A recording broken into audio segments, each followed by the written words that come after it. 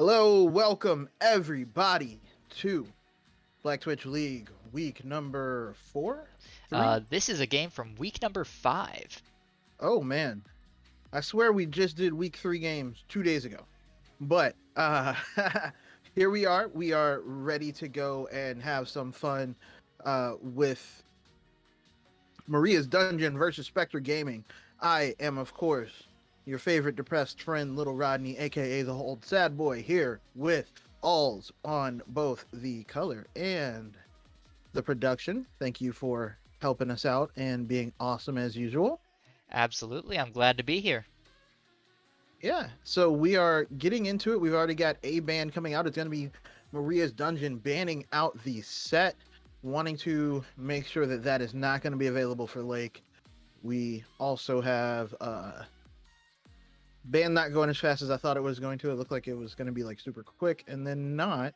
So in the meantime, we are in week 5. We have all of these teams have at least some games, and I apologize for some reason my notes just ran away. No, you're perfectly fine. I can give the rundown here for our lovely, lovely viewers. So technically, a fair number of these teams have played 6 games because we are technically past the week 6 weekend. However, there have been a lot of games from the past few weeks that have been rescheduled or pushed back, which is why Maria's Dungeon has only played 3 games so far this season. They've got a lot of games to make up. They haven't played a lot recently. So they're going to be coming out. They're going to be a little bit rusty here. It'll be interesting to see if that time hurts them any, or if it gives them a chance to reinvent themselves, since they have gone 0-3 so far. Spectre, of course, is just 1 game behind. After finishing this game, they will be back where they're supposed to be. They are currently sitting at 4-1, but they did play a match last night, so they're going to be a little bit burnt out perhaps from that, not having their normal week-long break. I will give that a solid maybe, because on the other side, we did see some teams that came from real regions do well without having a break at Worlds. But in the meantime, we do have the bans being finished out. We have the Aatrox and Zac being banned by Maria's Dungeon Inspector, banning out the Yuumi and the Graves, which is understandable because I hate both of those, and together that sounds like torture. Maokai being picked first by Maria's, Maokai being a little bit of a flex pick as well. We do get the staple Lucian Nami lane coming in for Spectre. Nami able to buff and peel and heal Lucian able to pump out lots of that early game damage. Maria's Dungeon immediately looks like going for a Caitlyn to answer a Caitlyn Lux, maybe? Yeah. They said, we see your damage and buffs, and we raise you seriously annoying amounts of poke. Yeah, this Lucian Nami lane was picked by Spectre in game number 3 last night against Imagine Cloud. That was a rough match for them. It started out early with a lot of problems as Swagasm couldn't really find his feet in the jungle, but as the game progressed, learning and crit with the Lucian Nami able to carry this Spectre team to victory. So, against a team as rusty as Maria's, I'm expecting a lot out of this bot lane here. Yeah, that, like you said, they may have the advantage of, having played last night. We do get the Trundle coming out. Probably most likely for Swagasm, though. Trundle into Maokai is a pretty solid matchup if you want to take it in the top lane, just because Trundle will always have access to all those Maokai stats that Maokai wants to stack up. Spectre giving us a Jax ban. So maybe they're either thinking that Organized is going to go with a Jax jungle, or they're not 100% believing that this is going to be a Maokai top. We get a Victor ban coming out from Maria's and a Vex ban from Spectre. I like the bans from Spectre, not because I necessarily know the strategy behind all of them, but because I just don't like those champions. So I'm never sad to see them not show up. Hey, at some level, if you don't want to play against a champion, even if it's not meta, get it out of the way, and it won't be a problem. Right. I've been in my solo queue games, I ban Shaco probably 95 to 97% of the time. Shaco maybe not even OP, never really OP. I just don't want to see it. Not on my team, not on the other team. We're just going to take that variable out of the situation. That said, we get a final ban Shyvana coming out from Maria's. So they are... Actually, that's a little bit confusing as well, that Shyvana ban, because maybe they are thinking the Trundle's going top lane, or they're thinking of a top lane Shyvana, which never meta, always fun to watch. There is going to be a Syndra coming in for Spectre, I assume going to Kush, but I've been wrong before, but I feel like the odds are in my favor that that's going to go mid lane. Yeah, I tend to agree. We did see Learning play that game 1 last night. Said he wanted to play some off-meta stuff, said he enjoys drafting the off-meta stuff game 1 in the post-match interview. However, his team was not so happy playing crazy off-meta like that. Kush did take the Syndra into the mid lane game 2 and played quite well on it. Decided to spec full damage, no Zanyas, completely fearless, throwing those balls left and right, and bursting people from 100 to 0 with the ultimate, with the new under 15% execute. So Kush, again, on a champion that is very comfortable for this Spectre team, that they played quite well last night. So bringing back the same stuff, gonna be a little bit hard for Maria's if Spectre is up to the task again. Yeah, I agree. Definitely brought some tools that we've seen them use to continue my season-long running motif about the tools in the toolbox. Oh But no, Rodney. Oh no, the game has been just completely blown open. The Fiora from Lake getting through, getting picked red 5. That is a Fiora that absolutely blew the game open in the second game last night.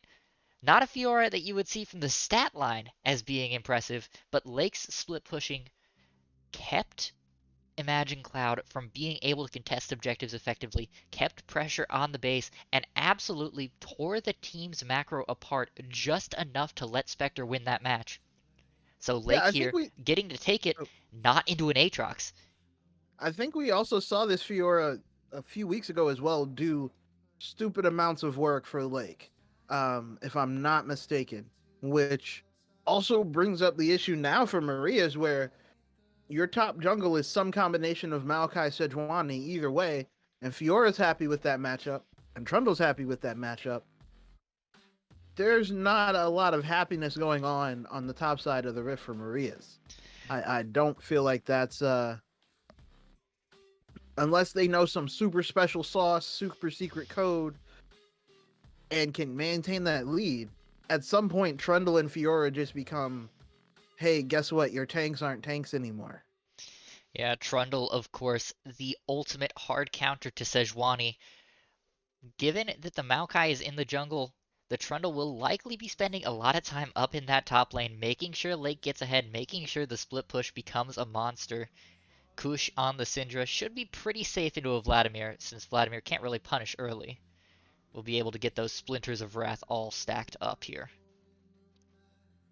Yeah, I'm actually really worried looking at Maria's draft just because they have so many better matchups. I feel like the bot lane could go either way, but just between the Fiora Trundle and then Syndra, even if you can't kill Vladimir, you can kill Lux or Caitlyn, and then there's not a lot of damage to come back off of that. Whereas 4 members of Spectre also deal good damage to great damage to, oh my god, it's 40 minutes and Fiora is loaded in.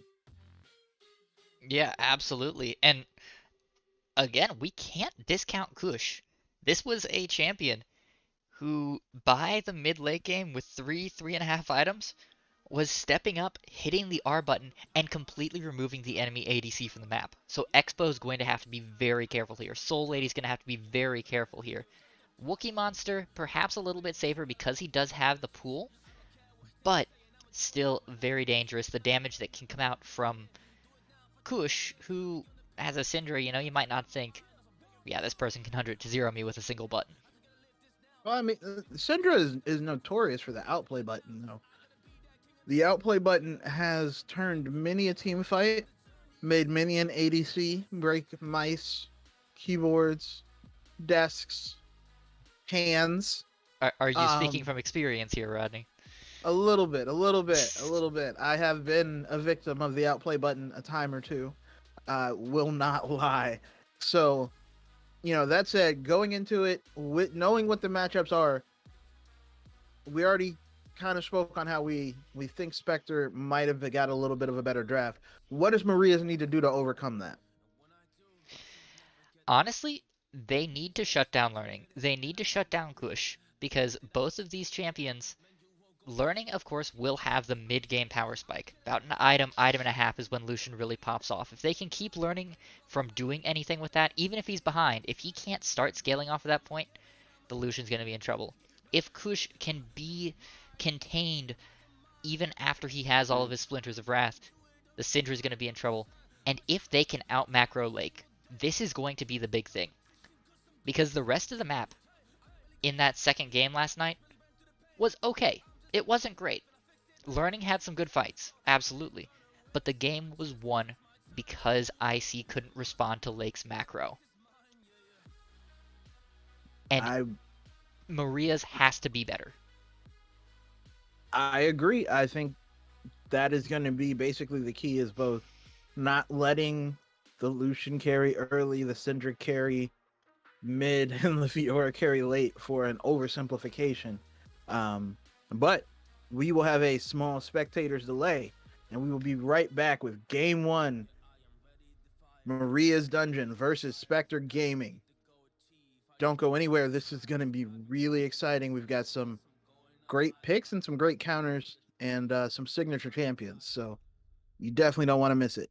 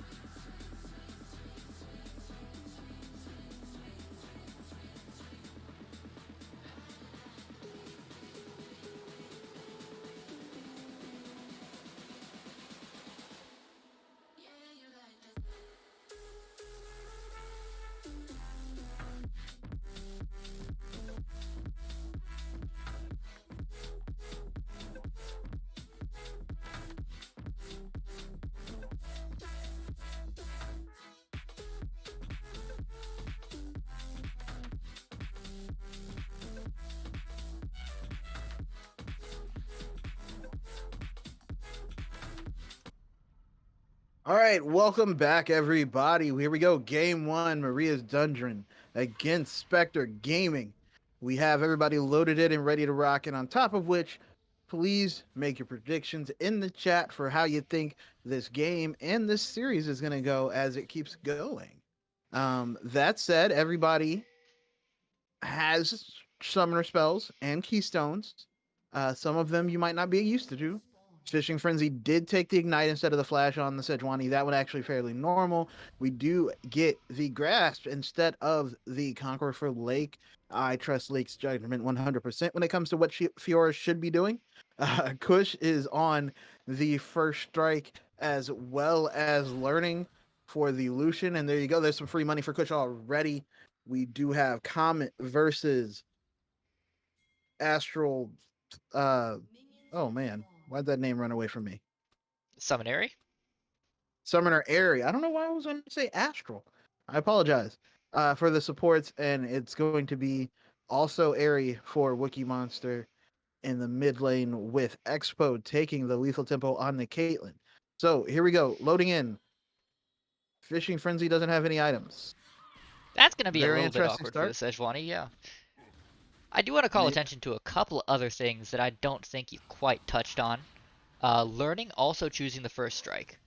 Perhaps a little bit unusual for the Lucian, however, this is what he took last night as well. Went pretty well for him. Also worth noting, Wookie Monster avoiding the Flash took Ghost Ignite instead. Oh, I did miss that. That is a good catch. Gonna be slippery.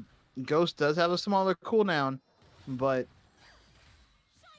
a little less escapability, I think is the words we're looking for. But very nice poke coming out there from Expo. It looks like was able to deny a little bit of that first strike with the range between the Caitlyn and the Lux. And looks like they're going to reach level 2 about even times. Yeah, So learning going in here, as is Lake on the top side of the map. Level 2's hit on both sides of the bot lane. Expo, though, moving a bit too far up from his support. Has to be careful that he doesn't keep taking poke like this. Lux, famously very low health here. The cleanse comes out from learning, so the light binding will not stay connected. And First Blood going over to the Nami, as Expo, despite the flash heal, cannot survive.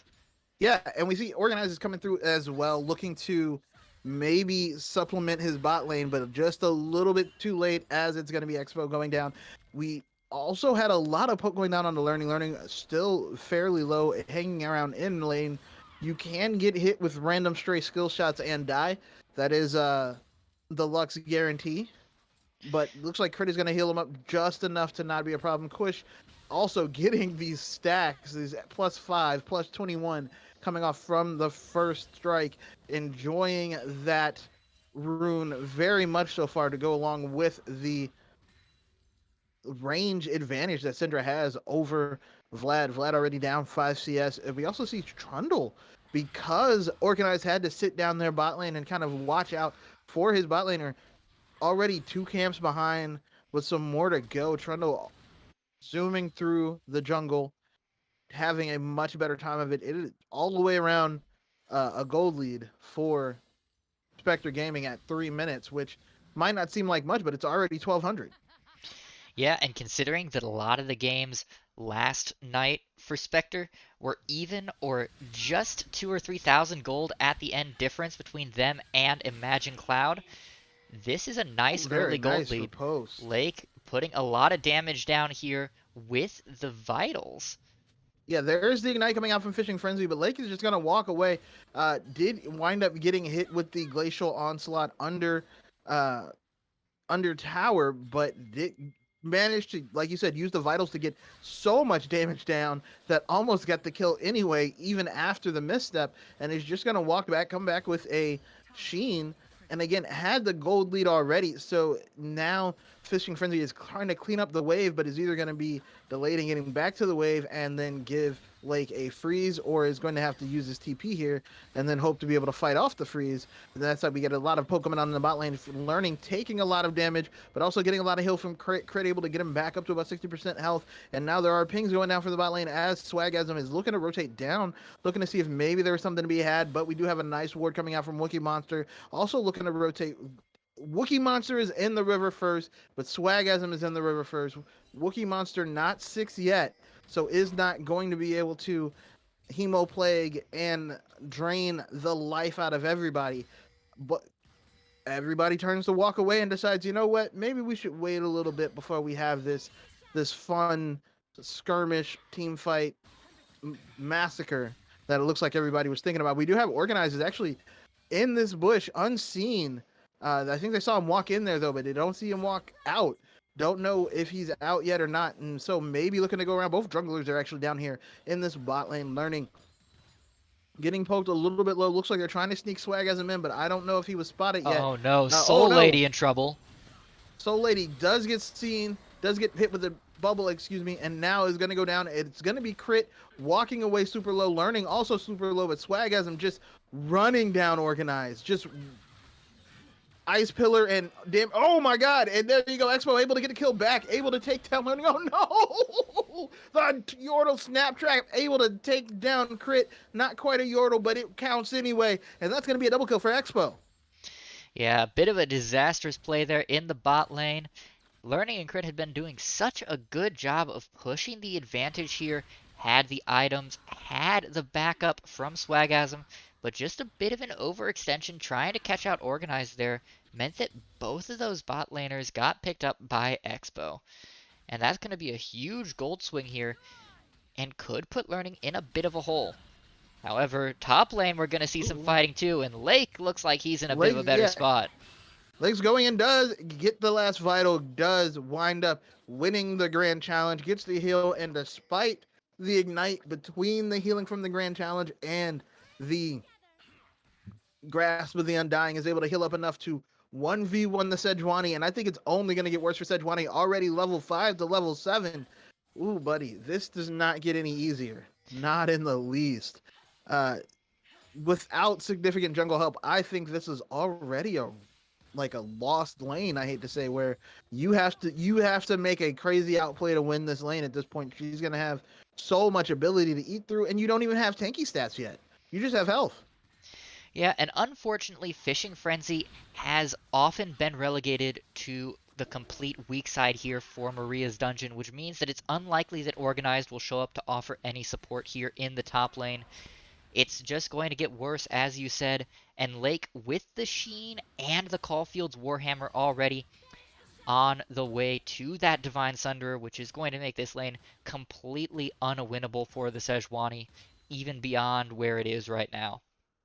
Yeah, and to add even more insult to injury, there's going to be some nice dragon stats coming in. We do see the Mountain Drake coming over. So in addition to the damage that Fiora has, just a little bit sprinkling of some armor, a little sprinkling of some MR just to help out in the meantime. Yeah, this is not ideal, and feels bad to be on effectively Dyrus duty, I would think, if you're Fishing Frenzy. Is able to get a little bit of a trade there onto Lake, just, get the grass proc and walk away, enjoy extra 5 health, which is better than nothing for sure. We do have the bat coming in from Trundle now, does have the Sheen plus the Tiamat, again, is significantly ahead of the Maokai. Maokai level 5, Trundle level 6, Maokai 40 CS, Trundle 60. Like, that's basically a whole item, a whole Tiamat is the difference between what Trundle has and what Sejuani has. And we see Lake going in. Lake does wind up having all of the stacks on them, but it's just going to walk away, not even worried about the stun coming in, not looking to repost. Looks like it might actually have reposted early, because Wookie Monster getting poked super hard. Oh my goodness. This is not a fun lane, I imagine, there either. No, and I did say that we probably weren't going to see Organized put any pressure into this top lane. I'm going to have to eat my words here, as he's coming to gank Lake. The Flash doesn't quite pick up the last vital of the Grand Challenge, and the Fiora falls. Yeah, and it was the Ignite being used by Fishing Frenzy, so it is going to be Fishing Frenzy getting the kill, which feels really, really good in this case. You get to push in the lane as well. Sure, the Fiora has TP, but the wave crashes. You get to catch up a little bit. They are kind of fighting Swagasm. Swagasm does wind up using the Subjugate, is going to get hit, going to get rooted, going to get hit, but it has so tanky. No. They were doing so well, and then they said, hey, we saw you guys overstay. We can do that too. And that's going to be 2 kills for the Trundle. 2v1 basically. Why? The Sejuani didn't even have any mana. Sejuani with no mana, with no ultimate. The Nature's With Grasp no ignite. did come down from the Maokai, but not enough lockdown, especially not when the Subjugate, even at such a low level, offers so many tank stats to the Trundle. And with the Sheen, with the Tiamat, this Trundle puts out a lot of damage to more people than can be expected here. Wookiee Kush Monster playing running away. very We deep. do have Organized. Organized does flash over, and it's going to be the ghost out from Kush. It is going to be perfectly fine. And in the meantime, Swagam's like, oh, so that's where your jungler is? Cool. I'm going to take his camps then. Getting further and further ahead actually gives the blue buff to the mid laner as well. Just all around nice guy plays there going from Swagasm. But again, Organized getting constricted out, for lack of a better way to put it, in addition to not having the best ganks go off, is going to wind up even more behind and more behind as the game continues to go forward. You know, Rod, there are 2 things that I just noticed here. First off, I don't know how we didn't notice that the Trundle took the Rift Herald here. Gonna have to put that on pause as Lake is gonna kill Fishing Lake Frenzy is again. In the Grand Challenge, gets the Grand Challenge, dodges the ultimate, is just absolutely unafraid. This is the problem of the game, and like you called out, it is now the Lake show. I don't know. I don't know what you can do if you're Fishing Frenzy, other than hold on and pray. Expo getting a little bit of a trade there, but yeah, I didn't see them take the Rift Herald as well. Looks like actually I think Swagasm took the blue buff. Then they came up and they took the Rift Herald. Literally said, "Oh, I can just take everything because your jungler's not a threat to me." That is also not a good sign. No. For Maria's dungeon. There is one other thing that we haven't called attention to recently, which is the 45 CS gap in the mid lane. Wookiee Monster just being out-farmed at every turn, and it has shown up in the items here. Gonna have to put that on pause. We have a fight here in the bot lane. Yeah, the culling popped, as is the final spark. The culling, the final spark, and the tidal wave all go down, and Lake wants every fight. Lake wants every fight right now. Lake is just hitting vital after vital and just sending Fishing Frenzy back like, welcome back to lane, bud. Go home. Yeah, well, when you can cut through health bars like that, of course you take every fight you can Learning get. Takes a lot of damage as well, but there we go. Kush, just very nice pull by Wookiee Monster. But yeah, the burn is going to take him down. Kush is going to get the solo kill, not even a problem. We see Lake under tower, Fishing Frenzy having to TP back, and then Lake just hits a vital, hits 2 vitals. Hey guys, we're even in health. Hey guy, we're not even in health. Here's the Grand Challenge, and you're dead. Incredible how quickly this Fiora can just snowball this lane completely out of control. Low health bars in the bot lane for Learning. A little bit aggressive there. Surviving with the help of Swagasm, and there you go. There's going to be the Rift Herald dropped just in time to get some free plates. They're going to be able to hopefully keep Learning alive enough to not did not get into the gold, was not in range. So, but it is going to be first tower going over to Expo perhaps Kush. In trouble here. The heal is forced out. Yeah, does have to use the heal. Was a little bit far up, but is able to survive nonetheless. That said, the mid lane tower goes down. Kush got all the plates, as well as that solo kill, as well as that 60. Am I bad at math, or is that 60 at 14 minutes?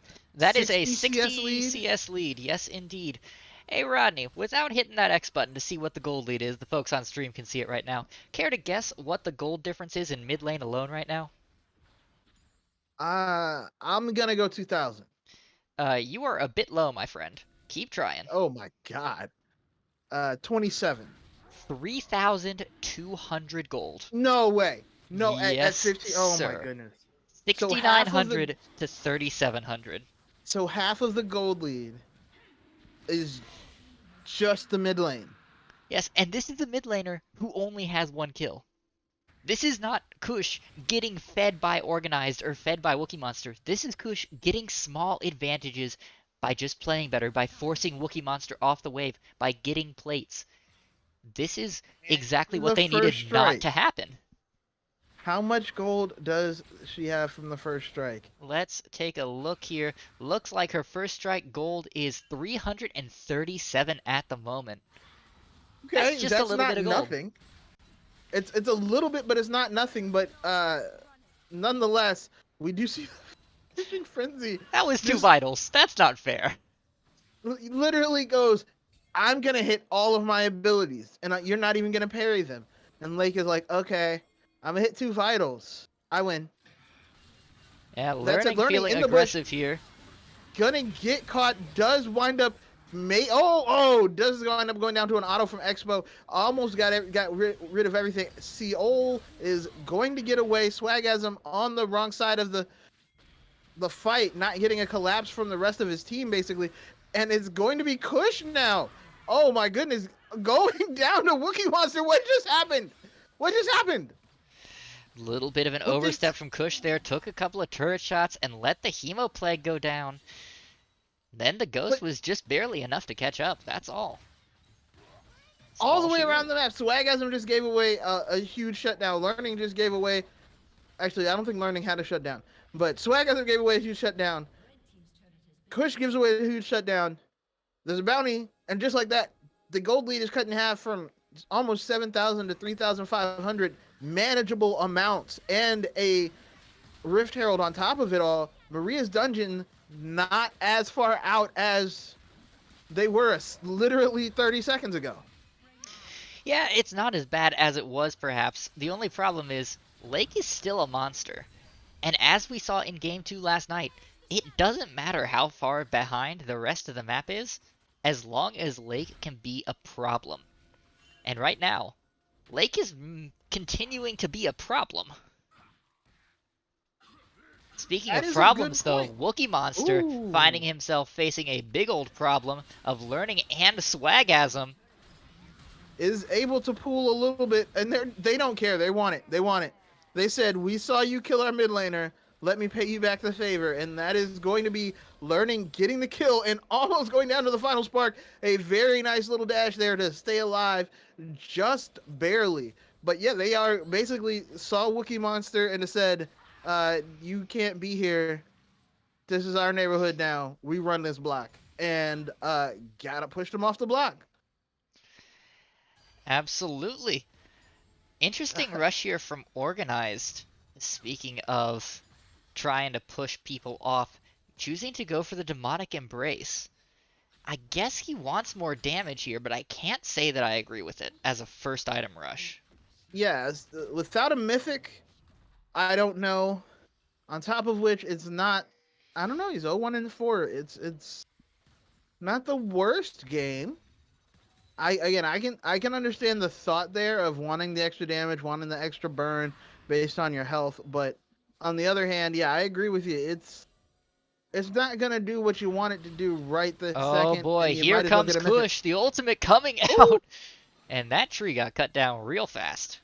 Well, Organized will now have a moment to maybe think about what they could have done differently.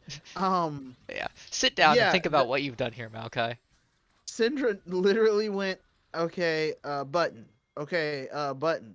Okay, button. Okay, R. To be fair, Rodney, this is a Leandry's Rabadon's. Oh my god. Oh no, there we go. Learning is gonna get caught out there, and it's gonna be a very nice turn. CO Lady is able to get the kill, but it's gonna be even more damage going on. Fisher Frenzy just deleted between Swagasm and Kush with a little help from Crit, and there you go. We get Lake trying to dive. Oh, there was no Hemo Plague. I thought there was going to be Hemo Plague for the final tick. There is no Hemo Plague put down by Wookiee Monster.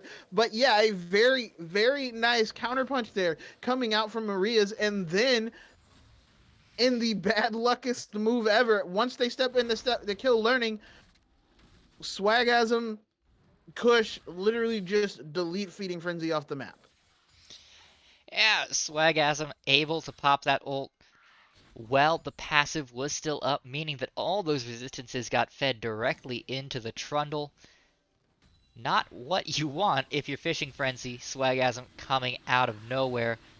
And with all of this control that the side of Spectre has had, it means that they're going to get their third Drake, going to be on track for a 25-minute Hextech Soul. which is going to make it Yeah. even harder for folks to avoid the Kush death from a bush. Oh my goodness, that is so true.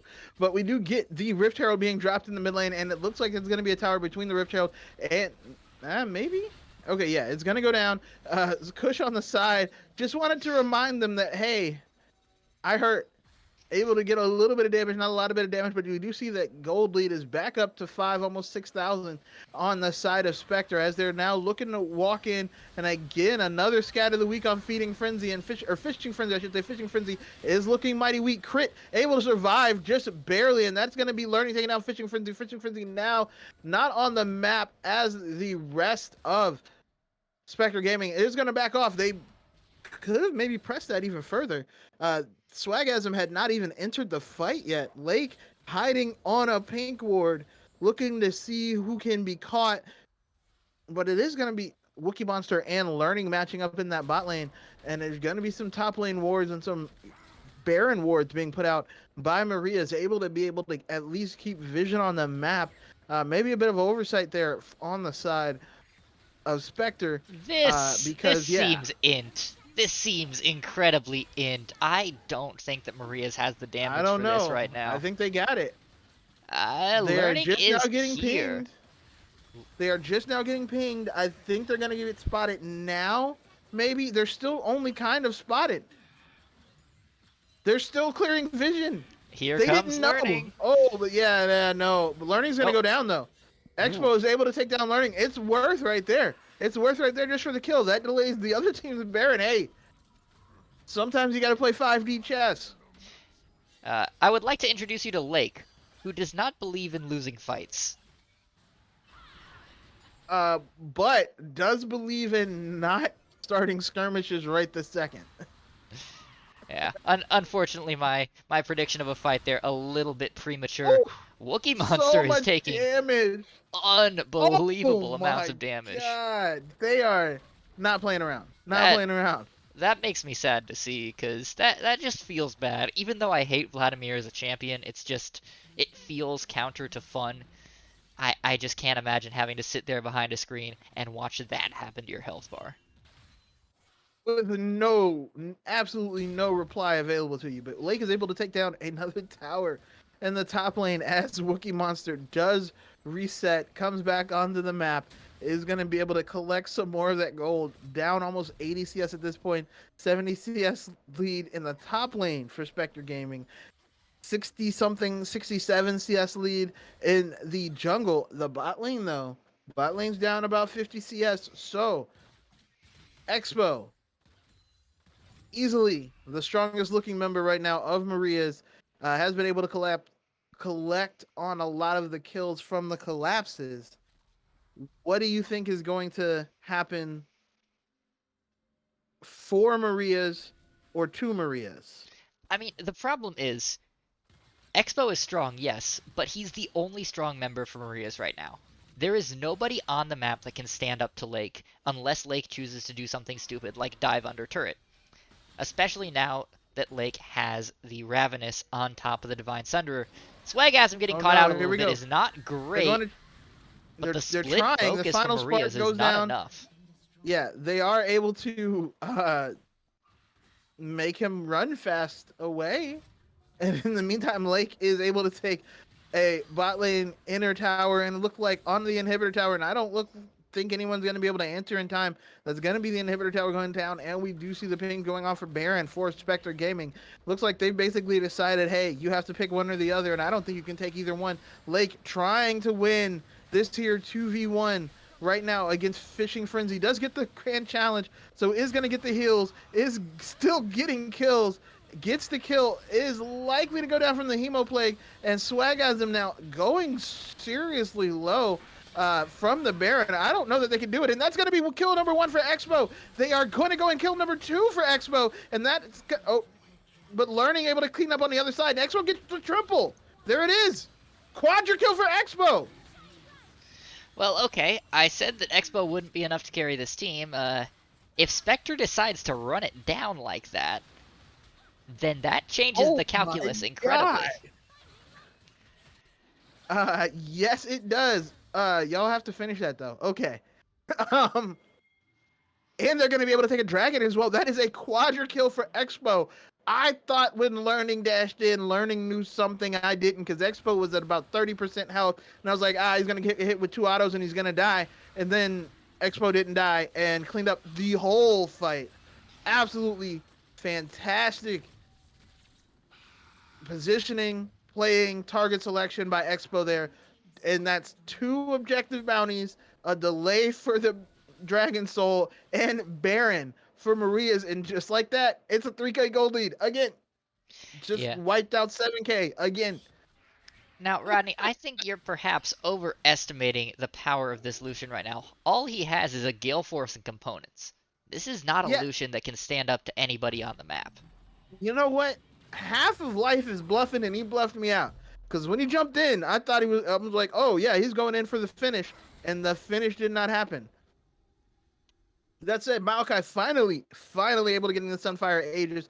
We do see both mid laners do have the death caps available, so there is some damage, though a whole lot more coming out from Kush, having a full extra item and a stopwatch available with that Banshee's Veil to block whatever the first spell that comes through, and then the stopwatch to block whatever the biggest spell that comes through.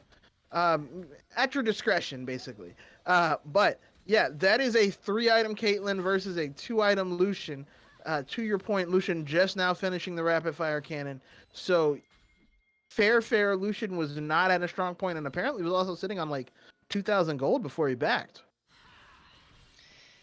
Yeah. You know, I also didn't take into account how much gold Lucian would have on him. Swagasm blocking the ace in the hole, which looked like it was only designed to take the Banshee's Veils off in the first place. So we are going to see some action in the mid lane as they are finally able to dodge the Scatter of the Weak. Maybe they're finally strong enough that it doesn't apply, because it is going to be Maria's dungeon at least hitting that tower, and Expo does a stupid amount of damage to the tower. But there we go. The Scatter of the Weak hits Organize. Organize is just tanking minion damage, or tower damage, I should say. Wookiee Monster also winds up taking the Scatter of the Weak, is able to get away. Kush lives thanks to that Banshee's Veil, preventing the slow and not allowing kind of the follow-up damage that would maybe have came through from Expo and CO Lady.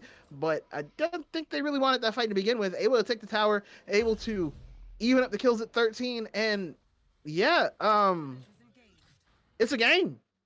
Yeah, unfortunately for Maria's, as the Baron falls off here in about 5 seconds, the entirety of what they were able to do offensively with that Baron, as Expo is dead. I'm sorry. You're not allowed to do that. Oh, You cannot exist on the same screen as a Syndra. I was so hoping, but yes, you are correct. That's just not a thing you do as an ADC. It's 30 minutes into the game. The Syndra has 3 items.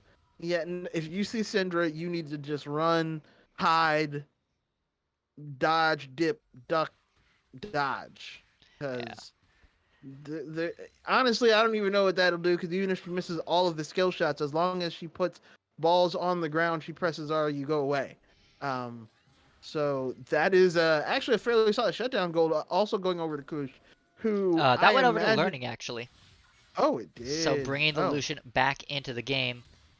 Lake is over here fighting Organized. Does walk away seeing Fishing Frenzy. Fishing Frenzy, finally enough of a dissuader that Lake was like, I could probably take him, but maybe I shouldn't. Last time I tried to 2v1, we wound up giving up Baron. So I'm going to just walk back to my wave that they can't contest me in. Does have the Death's Dance to go with the Ravenous Hydra, to go with the Divine Sunderer. Is just an all-around pain in the butt to kill. And well, he's got to hit the lunge over the wall, though. Yeah. Fails the lunge, but gets it the second time, and is now trying to get on the Lake. Puts down the Grand Challenge, is absolutely unworried by anything. Gets stunned, just keeps going. Flash forward to get the 8th kill here onto the boar. This is mean. So bad. But now and on top of which, kills the boar with 40 seconds until Dragon.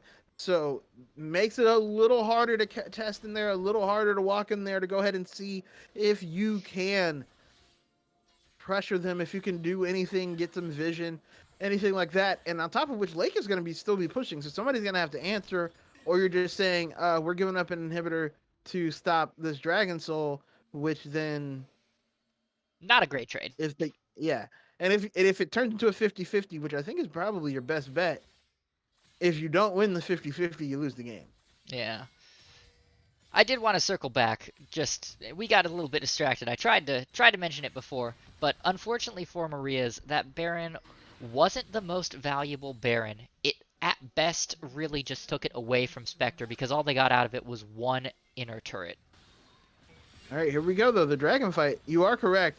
I think it was more the fight beforehand better than the Baron, but I don't think they're going to be able to get onto this dragon. That's going to be the ultimate coming out of Maokai, but it's going to do nothing more than slow everybody down as the Nature's Grasp is more of a crumbles like a Nature Valley granola bar. You know what? They I can't all be feel like that winners. worked better in your head. They can't all be like you could. I heard it coming out and I was like, I'm already halfway through it. They can't all be winners. I can admit to that. No, no, no. But Here's the deal. They weren't so much roots as they were twigs.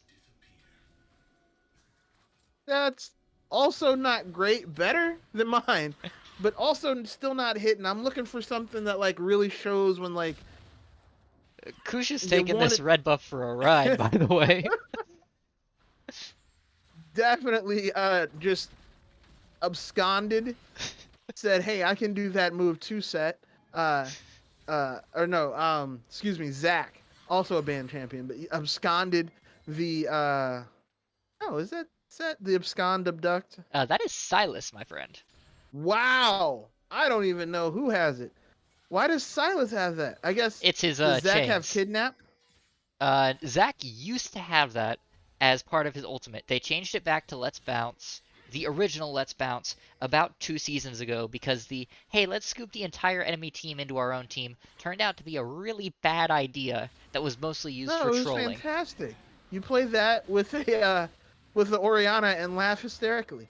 That said, before I got distracted by who actually has absconded duck, yeah, that's a red buff on Kush. Kush is able to also get the Banshee's Veils back up as they are looking to take this Baron. Are they going to 50-50 it? That is going to be the ace in the hole. It's going to be Organized taking it again, and there's going to be a lot of fight going on the backside. They are able to run away, and that's Organized going down. Kush able to get the kill. Expo still trying. Swagasm was super low, but now is going to live. Survived a lot of things, and now there's a huge fight going on. They are able to go ahead and get crit as well, but I don't know. Kush does not have the ultimate, so is going to be a little bit in danger. Is going to make a very good use of that bonus that they had. What the heck? And it's going to be Expo getting more kills and getting the shutdown. Lake is under tower, taking some damage, taking some ignite, and it's going to be Expo coming through to clean it up. There's no towers, but Expo. There is only Expo. Expo at 12-2-2, the only hope for this Maria's Dungeon team with 2 inhibitors down and no Nexus turrets, just barely holding on. The split push from Lake kept Fishing Frenzy from joining that fight, but not quite enough to end the game. However, once again, this is going to be a defensive Baron for Maria's, not so much pushing out onto the map as it is trying to keep Spectre from using that Baron to end the game. And with Elder spawning in 3 minutes, it feels like the timer is ticking. Absolutely does. On top of which, you are one mistake away with no inhibitor towers, no Nexus towers.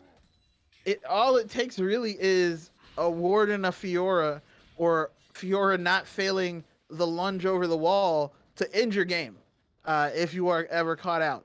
So very, very tense times, I imagine, for Maria's. However, and this is the third time I'm going to say this, they erased like $5,000 in gold deficit, or 5,000 gold in gold deficit. Again.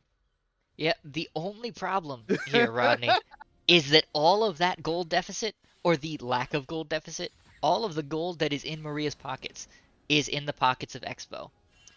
That if is Kush true. Very can true. hit the R button on this Caitlyn, the game is over then and there. There is now, though, a Maul Malmortius. Harder to pop, You're going to have to land one skill shot, but Wookiee Monster does miss miss the initial engage. They are able to get the was that the stopwatch? Yeah, they're able to That get the was the stop or full not the Zon stopwatch, watch. the Zonius, excuse me, Did I out say a of Zon Kush. watch? Yes, you did. Oh boy, it has been a day. It's the second evolution. So it's a stopwatch. Stopwatch evolves into a Zanya watch. Evolves into a Zanya's hourglass. Okay, okay. Yeah, yeah, yeah. But able to get out a couple of the cooldowns off of Kush. That's it. There is going to be very shortly the okay there. Oh my goodness, so much damage coming out of Expo, but not enough to push anybody off. And Lake! that is going to be Lake on the Nexus. Lake not worried, just gonna hit it. Yep, like I said, all it takes is for them to overextend one time, and Lake is gonna go okay. There's nothing to stop me from just hitting this, and that is going to be game one for Spectre Gaming. Uh, If anything, a bit anticlimactic, it felt like. yes. You know, Um, where we figured this kind of game, it's come down to a bunch of big fights. Maria's has managed to win some of these fights against all odds, and then the Nexus just dies. It's kind yeah. of sad. That said, there was so much gold everywhere, but uh, basically everywhere but the bot lane on the side of Spectre, and the exact inverse on the side of Maria's dungeon. And Expo just could not get enough damage in that last final push to kill anyone before they had to turn around and stop Lake. But Kush had so much damage, so much gold. That was absurd. Yeah, Syndra is an anti-fun champion, and that is my official opinion. Um, when I'm running for president in 4 years, 4.5, 5 years, whenever, um, part of my platform will be Syndra is anti-fun. At least make her R some sort of something that she can miss.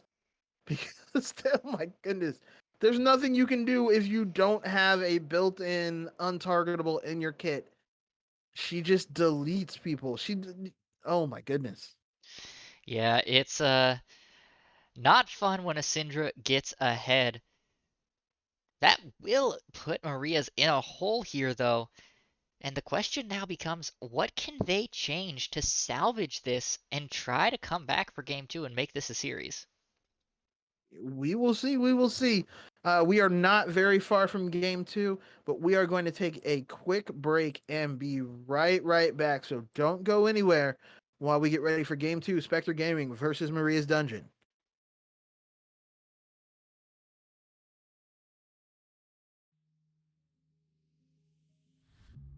When you feel the world is over, when you say you're feeling lonely, if you ever need a shoulder, you know where to find me. Stop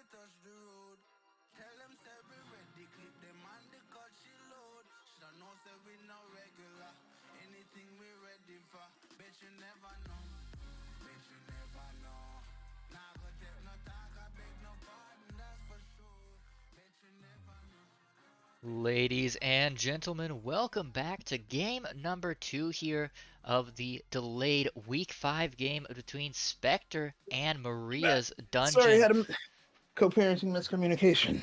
All good. I am your host, Aulz, joined on the desk by Rodney here. Spectre and Maria's looked like they were getting into ban, perhaps not on the same page here.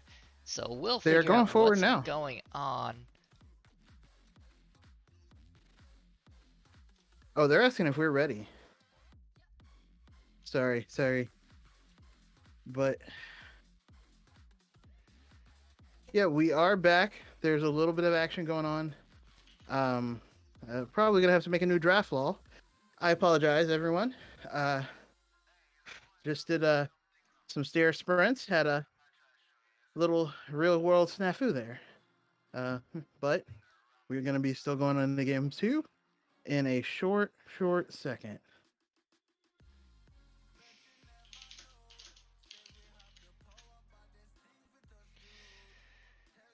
Alrighty, looks like we've gotten things sorted. We apologize for the miscommunication there, ladies and gentlemen.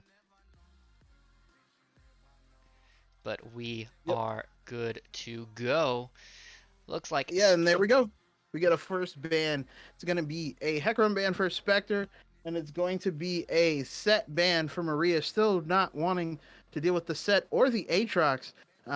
Spectre on the other side is going to again ban the Graves and the Yumi, but yeah, Maria switches it up, and they are going to ban the Fiora. I wouldn't want to deal with that Fiora again after last game. Yeah, 3 champions away from Lake. They are very scared of this top laner. I'm a little bit surprised that Spectre chose not to ban their way through Expo's champ pool here. I wonder if their decision is that they don't believe that because Spectre's going to get an early pick, that unless you can get 3 picks that are not also going to bite you in the butt, that would be my guess. But we do, and I mean, the other thing is, if you think that the difference wasn't that big of a difference, it doesn't matter, because it's going to be Spectre picking the Maokai, and then it's going to be Maria's picking the Lucian and the Nami. A complete mirror of game number 1 so far. Expo was trying his best to hard carry on the Caitlyn. So Lucian gonna be also kind of put into that carry hat role. With a Nami on the back of this blaster, will it be enough? Or will Lake's Maokai and Learning's Kaisa carry the day for Spectre?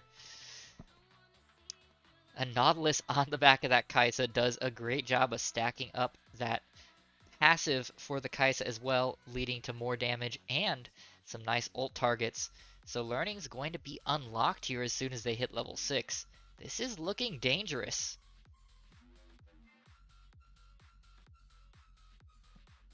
Especially since Learning played that Kaisa so well in, I believe, game number 2 last night.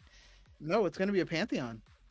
Nope, looks like that was a misclick. It was supposed to be Nautilus. What? That is super weird.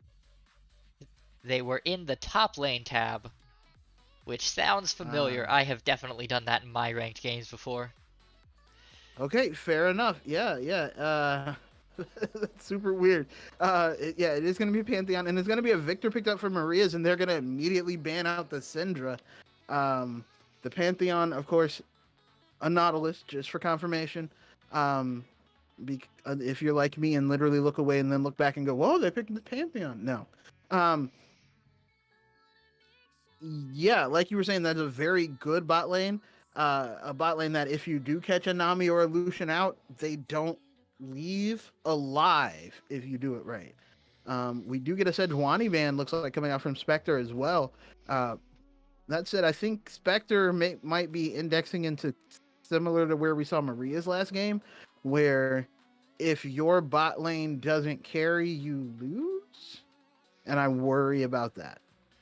Yeah, I mean, we've seen a lot of champions out of Kush here formerly fade in the mid lane, so I'm not particularly concerned about the depth of that champ pool. I think there are still plenty of good options for the mid lane here of Spectre to offer another damage source to carry this game, especially into a Victor. There are plenty of early game mid lane champions that can really put the hammer down and make that Victor struggle to reach his 100, 200, 300 stacks.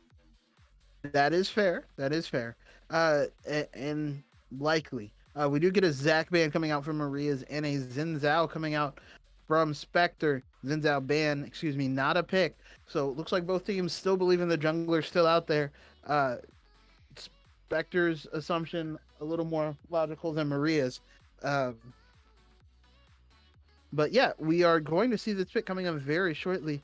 I imagine what is going to be a jungler here to at least give somebody a uh, a counter pick. Yeah, there. Whoa, it's going to be a Lee Sin coming out. That is a decision here, Rodney. I'm not so sure how I feel about that. We do have a lot of junglers in this league who love the early game champions, who love trying to get ahead early and making their statement on the game in the first few minutes. But Lee Sin, such a high skill cap champ to pilot, and with champions like the Maokai and the Nautilus on the field that can lock down all those dashes, the Lee Sin could be in trouble even before the insect comes off.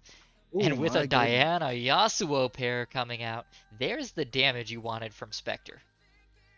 Yeah, yeah, that is some damage. In addition, there is so much wombo combo available. That is, I don't know what you do with that. I think the Um, correct answer is you lose. if you mess up and just stand too close to your battle buddy, everybody goes home. Just what is that? 4 knockups, 4 different sets of knockups. For Yasuo to work with, as well as Pantheon ult and Nautilus, a remember. see, that's why I said it, and I still forgot it that fast. Oh my god. Excuse me. But there's the Malachi ult as well to keep everybody in place for the Moonfall. There's the Nautilus ult to keep everybody in place for the Moonfall. And the whole time, Kaisa, if played right, can get so many plasma stacks to jump around and do whatever. This is gonna be a rough game, I think, for Maria's because Spectre decided to go with the deathiest of death balls. I can't think of a much more just death ball. That is disgusting. The only thing that could have made that worse would be a Malphite instead of a Maokai. Take the Diana pull, That's a good point. That's a slap good a point. Malphite on top of it. That gives the Yasuo even more time to get into range, toss that last breath, and just make everyone on the side of Maria's suffer. As it is, I though, absolutely agree.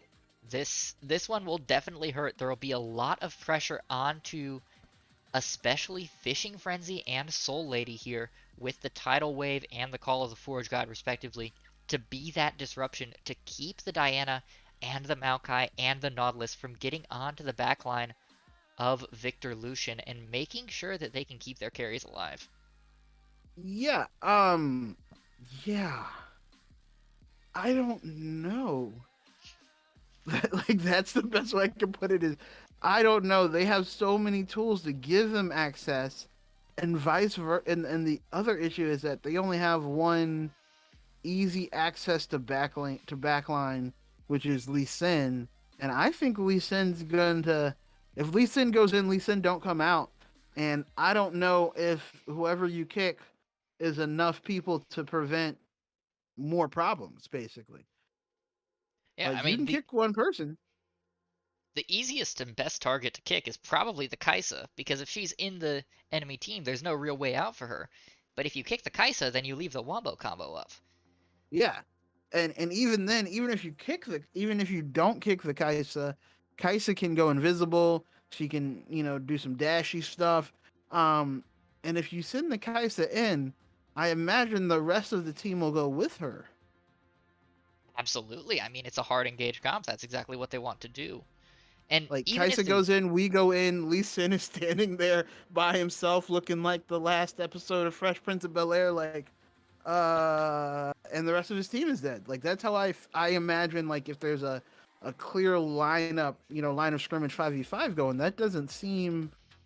I don't know what the ideal. I don't know how the ideal fight for Maria's still wins the game. it's going to be an uphill battle. Granted, we said that last game was going to be an uphill battle, and they managed to take some of those battles anyway, so it's going to be perhaps possible for them to scrape this together, but I'm not particularly holding my breath.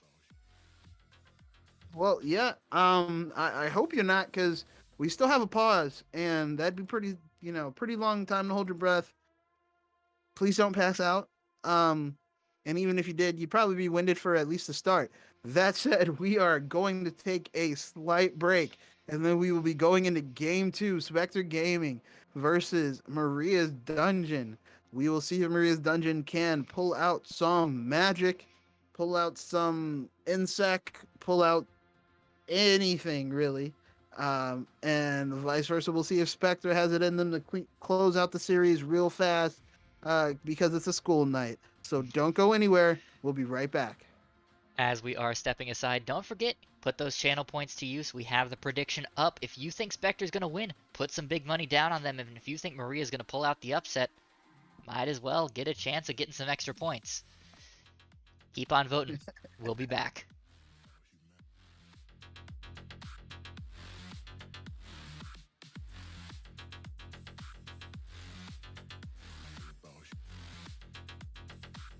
It's all about humanity.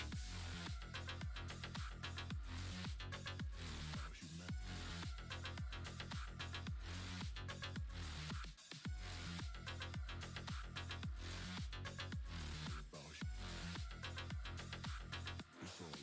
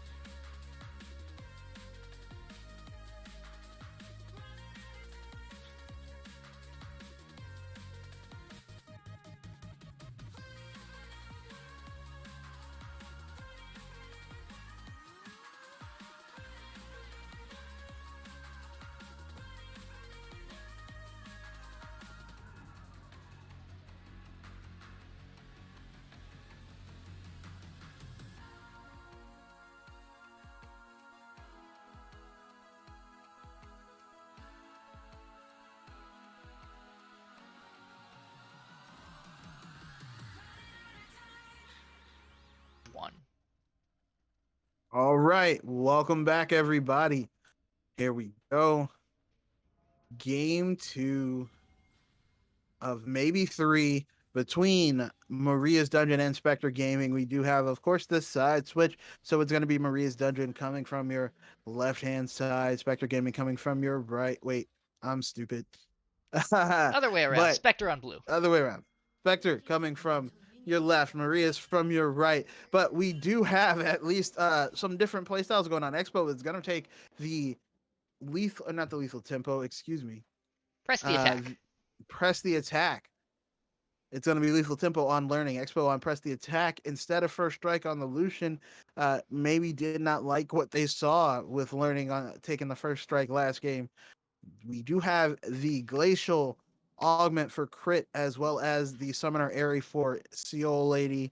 Wookie Monster is taking the first strike though, looking to pay back Kush for last game where the first strike plus range was so oppressive that there was nothing available to Wookie Monster. Kush taking again lethal tempo. Swagasm going to have the Conqueror on the Diana, looking to have extended fights as opposed to quick bursts with the other option of Electrocute. It's going to be also Conqueror going on there for Organized, and both top laners in the tanky tank matchup are Oh, here we go. no. Learning Death getting Bush going on. immediately ignited, but Soul Lady's the one who gets hooked here. The ignite Yeah, but forcing they're Learning not to stay worried. back, but here comes the Diana of Swagasm, and if crit lands another dredge line, this could be bad. Yeah, but it is going to look like Swagasm is going to go to the camp early on. I think they were just trying to make sure they got the push, got the level 2, and got the minion advantage, which it appears they did on the side of Maria's Dungeon. So it's going to be Expo with another lead. You see already 6-0. They basically denied at least half a wave from learning there. We do see Wookie Monster getting a trade under Kush, but Kush absolutely going, hey, did you know I can do this? Look at me, I can do this. Look at this. And then getting the trade back with that classic annoying as all get out Yasuo stuff and denying some first strike there as well. Well played by Kush, basically saying, no, you can't do me like I did you. In the top lane, exchanges. Kush does take that tower shot, though, but is able to just dash away. Oh, my goodness. Feel like his hand's gonna get a little bit tired there if he keeps pressing that E button so much, but E button might fall off. I don't know. That's just a lot of dashes. speaking of fights here, Lake in trouble in the top side. The flash forward from Fishing Frenzy is gonna secure first blood for the Maokai, or for the Ornn rather. Yeah, Lake a little bit delayed trying to answer flash for flash, and that was enough for Fishing Frenzy to get the auto to go through. Once that animation completes for the auto, regardless of if you flash before the damage comes through, that damage is going to hit you. So it is going to be Fishing Frenzy getting the kill, getting ahead in the top lane. That's got to feel good. That's got to feel real redemptive. If you are Fishing Frenzy after last game, did not get to have any of this kind of fun. Expo and we now see in a bit Expo of on the trouble as learning. well. Gets hit by the hook, doesn't care, putting more damage on the crit. Oh my goodness. Expo said, yeah, no. This is how you're supposed to play Lucian Nami. Yeah, learning and crit really being put behind by that level 1 trade in the Tribush apparently. Now down 10 CS already. Meanwhile, Wookie Monster playing aggressively for someone who has no mana in the mid lane. Kush could be able to take advantage of this here, has a small window of opportunity, and in the top side, Swagasm has joined the fight to take down this Ornn. Will not manage Ornn it, though. just too tanky. With not even half an item, too tanky. Able to unstoppable out of the way. But Wookie Monster knows something that you forgot. Yasuo doesn't have mana either. Oh my goodness, the dash. He said no. No, you will not be hitting me with any resonating strikes. You don't even know where I am. Yeah. How can the Lee Sin know where he is if not even Kush knows where he is? What? Well, apparently he's going to be back in Fountain. Way too aggressive from Kush. Flash ignite onto Cookie Monster, only to forget that Lee Sin was just here.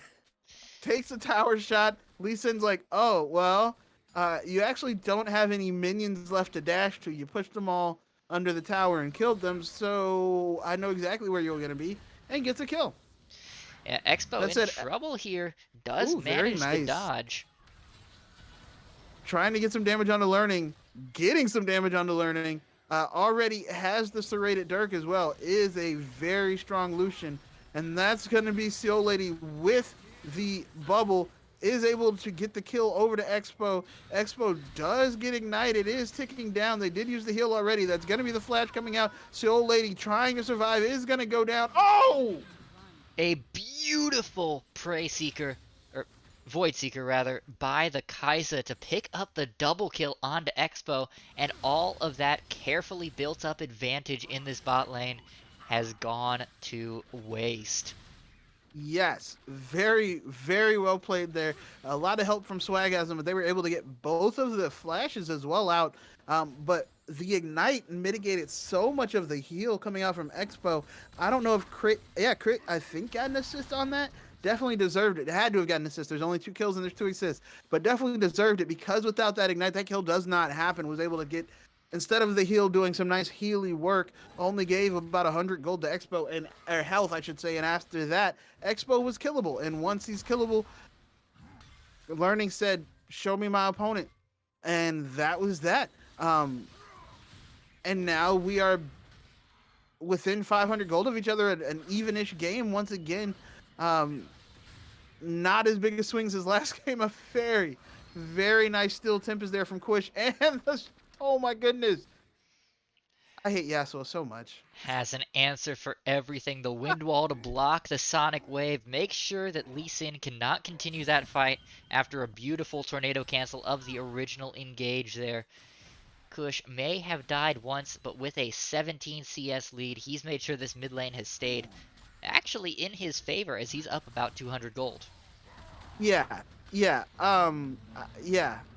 Like you said, an answer. Oh, a very, very nice nature's grasp. Excuse me, not grasping roots. That's the other root plant-based champion. We need to talk about that, the naming protocol over at Riot, but we'll get to that later. Very nice there from Lake to prevent the Call of the Forge God, the second hit from knocking him up and basically ensuring a kill there for the Ornn. So a trade of just ultimates. Yasuo using what is totally not an overloaded kit to escape everything and just walk away unscathed with that lead. Hey, he wasn't even a 200 years champ. Come on now. I would argue that Yasuo was the first 200 years champ. He was so ahead of the time we didn't even know what to call it then. Okay, Yasuo came out back when there was still. Oh, there we go. There's gonna be a fight bot lane. That is gonna be the flash coming out from Crit, as Expo and Seal Lady did a very good job of hiding their intentions until it was time to go. Nautilus does have Hex Flashes, will be available in the follow-up, so not the worst flash to lose as far as an engage.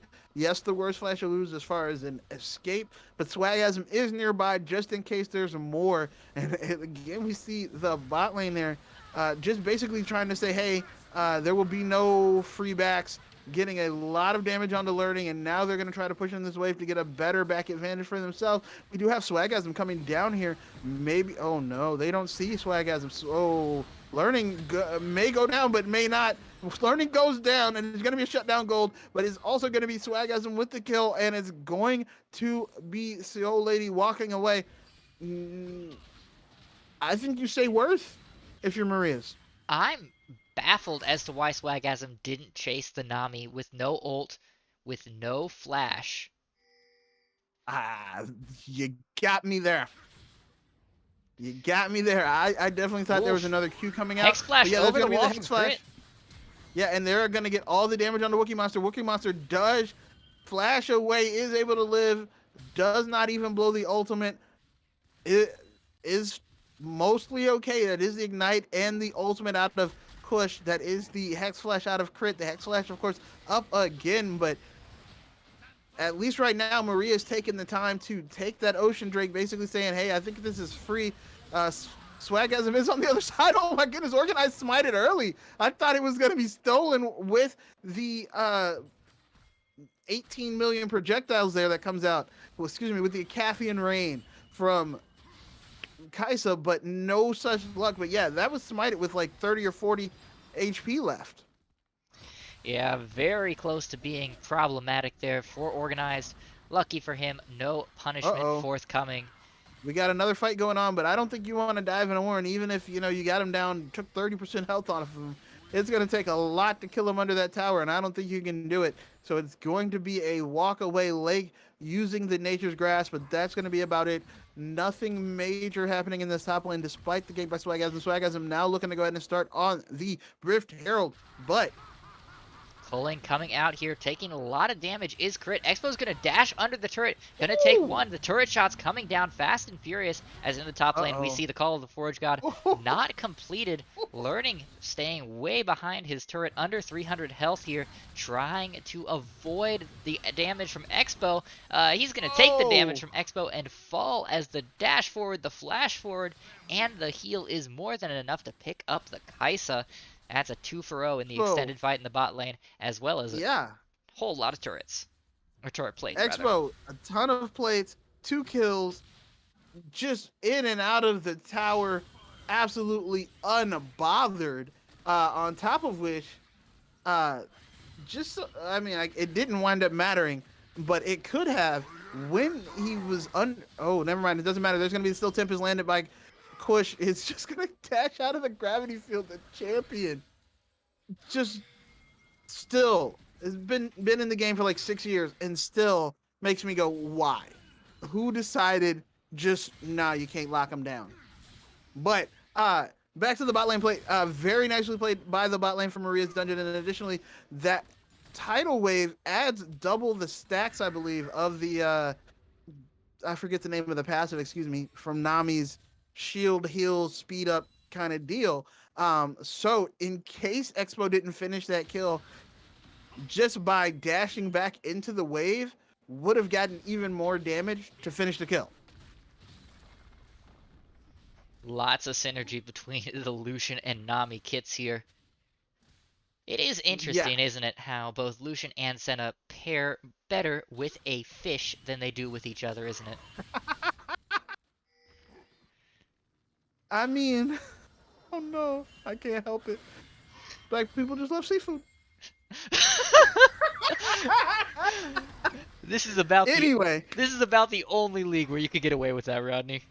That is very true. We do have the wet noodle fight, not quite seafood, going on in the top lane, but in the meantime, we get him going on in the mid lane, and this time Wookiee Monster is going to go down, and it is going to be, though, Kush is in the able to get away, flashes away, just in time to not take the second tower shot, so they are able to take out Wookiee Monster with the Hex Flash, plus a hook, and an ultimate, and an ignite, and they are able to get it down, get some more towers as plates as well, and now they're looking to chase down. So I guess I'm not going to go ahead and proceed with that, as it's going to be the tower going down for Expo. That little sliver of health winds up being worth about 250 gold on the side of Maria's. But we are back to the wet noodle fight where nothing happened, and they just slapped it out for like 45 seconds. Yeah, the fight never ends, you know? Maokai not at the point where the healing from the sap magic starts to become unbeatable. So Fishing Frenzy still able to put some damage down as Wookiee Monster struggling once again in the fight against Kush, forced to flash away here. Yeah. And even getting the gravity field has no damage to return. So Kush just stood there. He was like, okay, I don't need to dash out. You can't do anything to me. And that is going to be the mid lane tower going down. Kush able to get the push and the advantage. And they're going on the Swag as a Swag, you can't take that Expo, fight. No fear. I don't know. Oh my goodness. Oh, there's some help there from Organized. But yeah, Expo literally said, maximum effort, no fear, I got this. And Organized was like, hey buddy, could you use a hand? He was like, yeah, yes, please. Oh, but yeah, no, Expo Kush is very do strong, the so same we're gonna thing see here. Expo is a monster right now. Now 6-2. Oh, yeah, no, you may be Yasuo, but there's 3 people there, and they can walk past the wind wall. That's the secret. Walking past the wind wall and then you can deal damage. That said, like you said, Expo basically half an item up and possibly a whole item up when he finally backs, but is going to have a ton of damage, and they are going to go ahead and try and burst down that dragon. I think Organize had his smite on cooldown from the previous fight, trying to slow down the Yasuo, because if you don't, he's just going to dash away. I think everybody has Yasuo PTSD, or maybe it's just me. I don't know. I don't care. Hate the champion. Anyway, Once again, though, and I give IC Imagine Cloud a lot of flack for their team having basically been the Brewer show all season, where either Brewer pops off or the team does nothing. Right now, we're watching the Expo show for Maria's Dungeon. yes, very much so. And Expo does have the collector now. Like I said, a whole item basically up on learning. Now that he has gotten the back off, they are going to continue to match up the mid laners just in bot lane. So that's going to be still a rough adventure for Wookiee Monster. Will eventually start to scale up though. So, not the worst. Not the worst, but definitely a struggle for the victor into Kush, who may be 0-2, but is doing a pretty good job of continuing to churn that damage out. The Nature's Grasp coming out towards Fishing Frenzy seems like a bit of a stretch here, as Lake's going to try and put the damage down. The ultimate from Learning coming out. They're going to go hard for this, and Fishing Frenzy will be in trouble here, down into 200 health. Is in Learning trouble. took a lot of damage, but no extra members here from Maria's Dungeon. Well, here they come. Three friends here now, and they are looking for this fight. That is going to be Expo taking a lot of damage, is able to get him. Oh, does go down to the ignite there. It is going to be Crit getting the shutdown gold. Not ideal, but definitely better than nobody getting the shutdown gold. Seal Lady trying to run interference in the meantime. Organize lands the resonating strike, but now there's Kush. You are able to jump out, is able to flash away, but it doesn't matter. Swagasm's looking. Oh, Swagasm's going to catch Seal Lady, and I don't care how good you are with that bubble. I should lie. I do care how good you are with that bubble. Seal Lady. Wow. That is an expensive fight for this Maria's Dungeon team. Not only does that shutdown come off of Expo, but that's 2 other kills and the Rift Herald given over to this Spectre team. And yes, they did take down, I believe it was Lake that eventually died, but that's kind of small potatoes when you get Kush some extra kills, when you get Learning even more fed, when these Spectre members can start to scale. Kush may be in trouble though, eating the entire culling. Ooh. Yeah. That is going to be a very nice kill for Expo, able to get the kill back. The other thing is the shutdown gold off of Expo went on to Crit, not onto Learning. So 500 gold into the Nautilus. Makes the Nautilus a little more tanky, but still not where you would have liked it to have gone. But like you said, that was a very expensive fight. Basically took a 2,000 or 3,000 gold lead into a even game, which seems to be the theme of this series so far. Oh, such and such has a lead. That's fine. Somebody's going to win a team fight. So we now have maybe evener matchup here for Wookiee. Wookiee getting to hang out with Lake, get some tower safe farm, I should say. Safe farm under the tower, but it's going to be also a tower going on top lane as Expo and Shield Lady are able to take down this tower and are pressing on another one. They look like they're about to get collapsed on. I think they know it. They're trying to escape. Somebody got pinged out. They see that there's Fishing Frenzy. Rotating. That was a little bit bold, trying to face tank the 3 members that he thought were rotating. He's going to take all the CC, all the damage. The flash forward from Crit does not land, so no follow-up on the fight, but it's still a good pick for the side of Spectre. Yeah, and it is going to be the TP, though, taking out from Lake, but with nothing up on the top side of the map and some free farm for Wookiee. I mean, you don't want to give up free kills, but there's worth 3 kills to give up. Yeah, that not the worst, but it does help Learning continue to accelerate back into range of Expo. And if Expo can be equalized, this game is going to be incredibly difficult for the Maria's team, because I haven't seen a single member of this squad that looks ready to step up and take over the carry pants. Well, I mean, that was going to be a really bad metaphor, so we're just going to leave that be. But yes, you are correct. It doesn't look like anyone's going to take over the duties of winning the fights with the either secondary damage or initial primary damage other than Expo for Maria's, and it looks like they're already looking to start up this dragon stacking being a pretty solid win condition they have currently. But I think they realize, hey, this is the fight that they want us to fight in with their everybody press R and laugh comp. So we're gonna see now what happens. They are basically zoning Maria's off of this dragon. They can tell that it's not being started because they still have the scuttle crab vision, but on the other side, they're basically not collecting any waves anywhere else, and they are being zoned out and forced to use various cooldowns and items, and it looks like it's going to be the wind wall onto the Call of the Forge God, preventing anything from going on, and Lake is able to get some action, but yeah, they are able to get the double ultimate onto Expo. Expo's still able to take out Swagasm, which is nice. Fishing Frenzy able to get a kill on the backside, and Learning is able to live. Oh my God, Steel Lady! The bubbles! Bubble God, let's go! And there's going to be the kick, and that's going to be Kush not going down because he can dash through everything. What? And then the wind wall. It's going to be Steel Lady taking the kill, and that's going to be Maria's Dungeon winning the fight.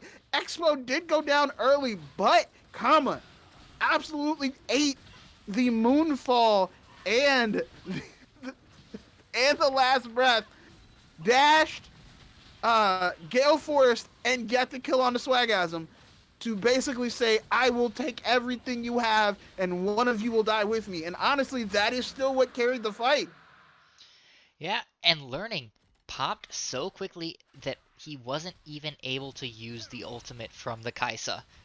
That shield is so massive at level 11 and at level 16, which they haven't quite hit yet, but at level 11, that shield would have probably been enough damage to keep this fight extending for just a bit longer. But since he didn't use that, since he didn't use the exhaust or the flash, the Kaisa was unable to help pump out damage in that fight, and 6 and 3 doesn't matter when you're watching a gray screen. That is very, very true. And speaking of, Solution is at 3 items, and while we'll get the Infinity Edge here as the next item, I assume, is also not really going to get that much stronger. As far as like the way scaling works in League of Legends isn't going to become like, you know, Twitch can basically say, haha, surprise, your team's dead. It's a lot harder for Lucian to do that. You have to at least have a level of execution on Lucian that Expo has demonstrated. Don't get me wrong, but it gets harder and harder as Yasuo, as Diana, even as Kaisa maybe gets stronger. When does Wookiee Monster come online? In theory, Wookiee Monster should be online right now. He should have all 5 of his stacks. Is going to find himself on the receiving end of a Yasuo here, though, which takes about 2/3 of his health with a single trade. And that last breath does not have a very long cooldown here, Rod. So Kush will be able to do that again in about 30 seconds. But yeah, we see the Swagasm's just damage dead. coming out from Expo. Yeah, oh my. Yeah, Swagasm not able to get the shield off of the E to help, or is it on the W? I forget, I apologize. But yeah, and that's going to be immediately onto Baron on the side of Maria's Dungeon, basically recognizing, hey, there's no jungler. You can try and 50-50 with us if you want, but we have a smite and you don't. It looks like Spectre basically said, you can have it, we're going to try and pressure anything we can, and this might be a bad place to be for Wookiee Monster. Looks like there's going to be a wraparound coming in. Wookiee Monster teleports. He said, no. I see this game. I know the game. This is not happening. You can have this tower. I'm not going to get CC'd and die under it. Well played by Wookiee Monster. Very good awareness on what was going on, where the rotation was coming from Spectre Gaming. And in the meantime, we do have Expo going into Kush able to wind wall some of the damage. Does wind up having to ignite Expo. Otherwise, Expo probably would have just said, I don't care about your wind wall. I dash through your wind wall and you die. Wow. Yeah, this has been inexperience, a true clinic in how to carry from the bot lane by Expo. And you know, you said he'd be in a bit of a trough here as he moved forward, since Lucian kind of starts to plateau at the 3-item mark. However, it is worth noting that there is an Ornn here on the map, which means those ornaments on Expo Oh, first, no. and Crit. Crit thought he had the jump on him, and he did not. They had the jump on Crit, and now it's going to be Crit going down. There is going to be the Yasuo on the backside, and oh, they're finally able to blow up Expo. Organize is not able to kill Learning on the backside, so they do all that to trade ADC for support. Not worth. And now we see Wookiee Monster trying to get away, trying to get some damage down. It is going to be Learning going down there. Fishing Frenzy able to get it. The bubble. The bubble again basically leaves them suspended and getting hit by red buff. So, and it's going to be a kill that Fishing Frenzy gets. So it turns into a 3-for-3, but not worth. Absolutely not worth. It looked like they caught Crit out. Crit thought he caught Expo out. Expo thought he caught Crit out. And it turned out it was just a fight. Yeah, and you know, this was looking like it was going to be a good Baron for Maria's Dungeon. They have the advantage. They had Expo who was able to push these advantages.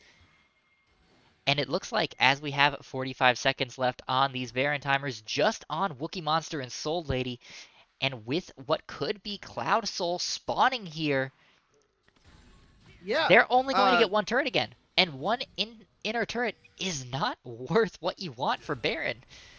So absolutely a win here for Spectre in terms of defense. I agree. That said, I do. Oh my goodness, Expo doing stupid damage. I do like what we have seen from Maria's in that basically they recognize that the death ball will hurt. So let's just opt out of death balls. There have been very little opportunities for Here comes all the of there's Nature's literally- Grasp. Yeah, this might be the second opportunity we get for that. Expo on the There's backside. Ooh, Kush is gonna Does go down. find the kill. That's going to be Expo taking one kill, and it's going to be Wookiee Monster on the other side, able to take down Lake, and it's still going on. Expo is still alive. If you didn't kill Expo, this fight is over. Learning, trying to get away. That's going to be the Bellows Breath making it a problem, and it's going to be Expo dashing forward, getting the kill, and now it is a 3-4-0. Maria's Dungeon is going to be go ahead and try and take this dragon. Should be barring some sort of crazy skill. Nope, Swagasm smited the Krugs. Said, no. This is just not happening, bud. I need this help from the Krugs. And that is going to be...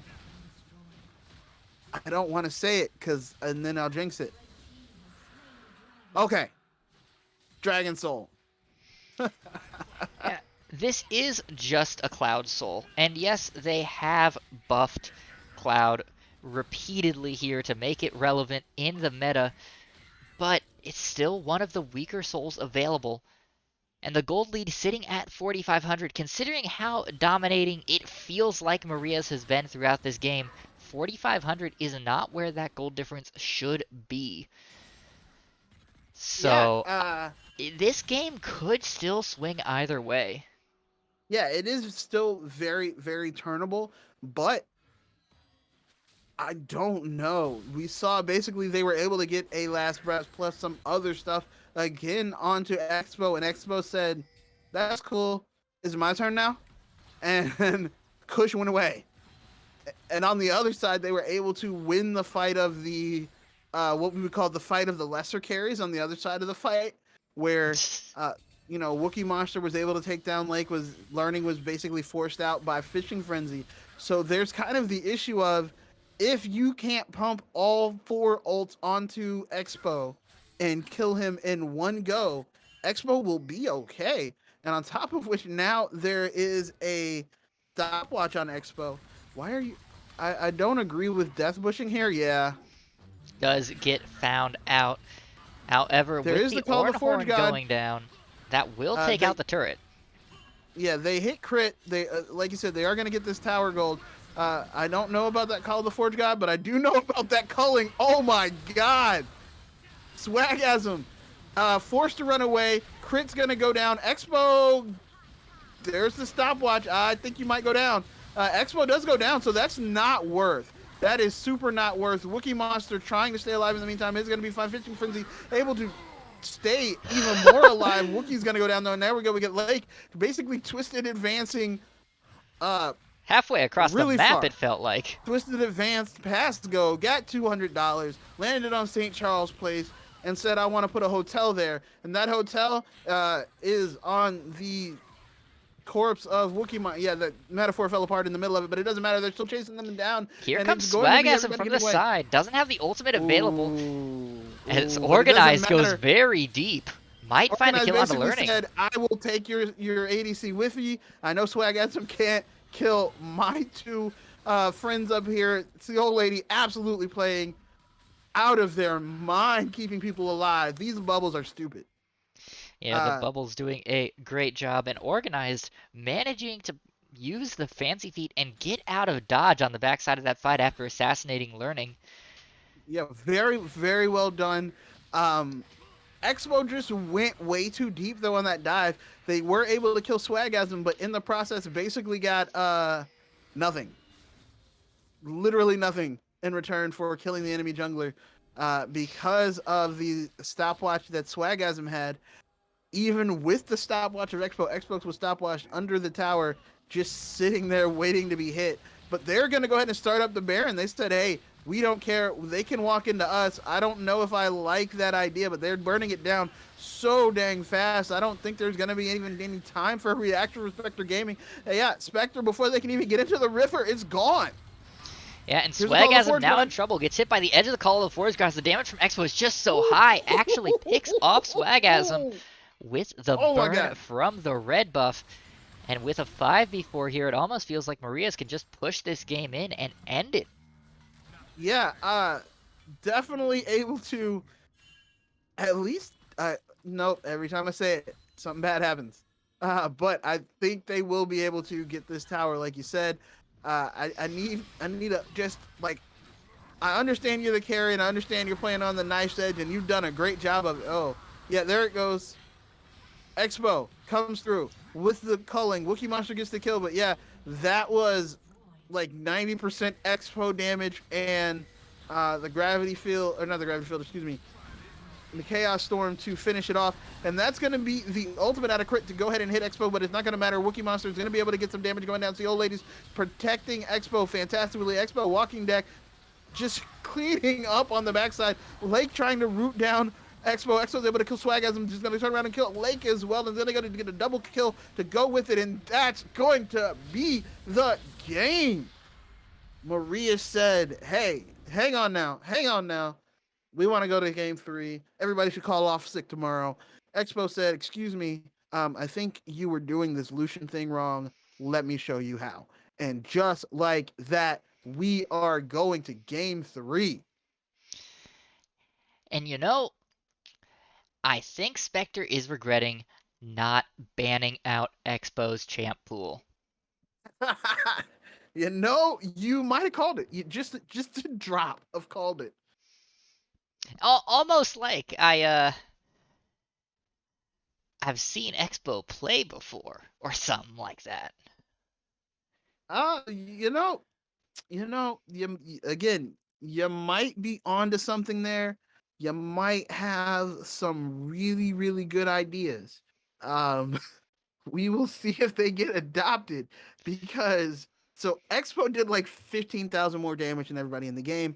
That's not surprising. So in the end, Wookiee Monster wind up doing comparable damage to Kush, but I feel like most of that was in the last 3 fights where he was able to stay alive, get the lasers down, use the Chaos Storm. I think it was Swagasm only put down like 9,000 damage. To be fair, Not- on the Diana, your job is more to instigate fights for the Yasuo, and when the Yasuo can't quite follow up on it, it doesn't work well. I understand, but Nami did more. That's fair. I like, think like Spectre. I don't want to be like, like throwing stones here, but like, I feel like with a Diana jungle with Conqueror, yeah, you're supposed to initiate, but you're also supposed to like hit things at some point in some team fights somewhere. Yeah, maybe. Not important. Fair enough. Well, that said, we are going into game 3, Maria's Dungeon versus Spectre Gaming. We will see very soon what adaptations we are going to get from both of these teams. It has been a fantastic series where uh we have seen basically Expo say, I can carry this, and then carry it the next game. Whereas we have seen a much more spread out and balanced performance from Spectre Gaming, and we will see whether the overwhelming force or the sharp blade wins going into game 3.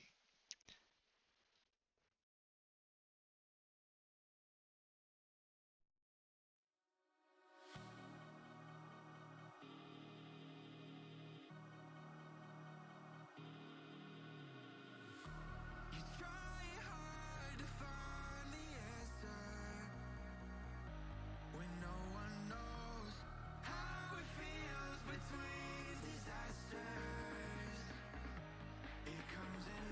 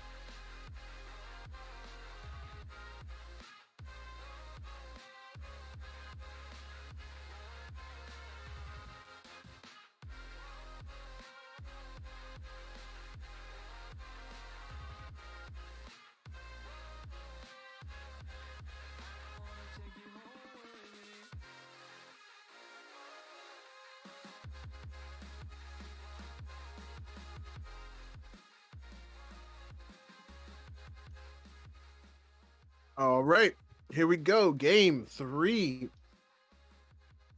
Spectre Gaming. Maria's Dungeon. Maria's Dungeon has chosen to again remain on the red side. I shouldn't say again. I'm not sure. But has chosen to remain on the red side. Spectre Gaming is going to be on the blue side. We are going to see something change, hopefully, because last game, with a few missteps of over aggression, Maria's pretty much just won. And they Granted, won by basically placing everything in one place and saying, "Here you go. Do you need anything, Mr. Expo?" And Expo said, "The blood of my enemies, but I can get that myself." And that's what happened. So starting off, we do get the Hecarim ban coming out from Spectre. We get the Set ban coming out from Maria's Gaming. Both have been banned all 3 games. But while we have a little bit of a pause, Aulz, do you think Expo is going to be able to continue this Uzi cosplay? I mean, he has to if Maria's wants to win. I'm flabbergasted by the fact that Spectre is not changing their bans so far here. I feel like the correct response would be to start targeting Expo a little bit since he has hard carried or tried to hard carry in both games, but it looks like Spectre is going to run back the same 3 bans. No, they Wait. do finally decide to make a change and take the Lucian off the table. Yeah. And we were discussing this in the break. Whether you ban Lucian, Nami, or both, or what do you do to make sure that you don't give that back to Expo, because they basically ran over that lane. But they do ban out the Lucian, basically saying they would rather deal with Seoul Ladies. Oh. And then they picked the Yumi. I like it. Making sure that Seoul Lady does not have the Yumi available, so that without the Lucian Nami, they can just make anybody a superstar. But yeah, the Fiora also going to be banned out by Maria's Gaming because they don't want to see Lake look like a monster as well. Really interesting quick change there, but yeah, I like it. But yeah, the Nami's still going to come through, like you said. And I apologize; these were all things that were said off air, but Aulz basically said that, hey, Nami is still useful without a Lucian, and we are seeing evidence of that. A little bit surprised that Spectre chose to ban the Lucian rather than taking the Nami away from Soul Lady, because the Nami does still pair well with the Kaisa and other ADCs, but suppose they were more scared of the Lucian still coming out with something like a Soraka or a Sona in the back pocket that would have done not quite the same amount of support for the Lucian, but would have still been problematic for the side of Spectre. Maybe a Yumi even, because if you ban Nami there, they can pick Yumi. They can maybe get Yumi themselves. I think it's basically a trade of which one you wanted to give up. But yeah, we do see the Sivir come out, so it's going to be Sivir Yumi against Nami Kaisa. Very interesting bot lanes, and we again see the Maokai being a high priority for Spectre on the blue side at least, and that's going to be the Victor again coming out.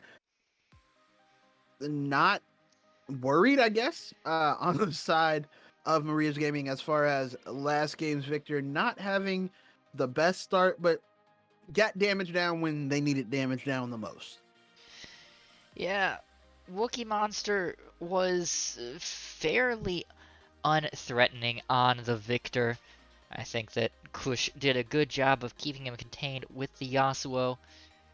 I am a little bit surprised here that Spectre chose not to take the Syndra on the 3rd pick for blue side, rather picking up the Maokai instead for Lake again, which I was very underwhelmed by. I feel like the Syndra for Kush is a much more consistent, much more powerful pick here, and with so many bans already committed to Lake, it's not like the champion pool can be any tougher for him in the top lane.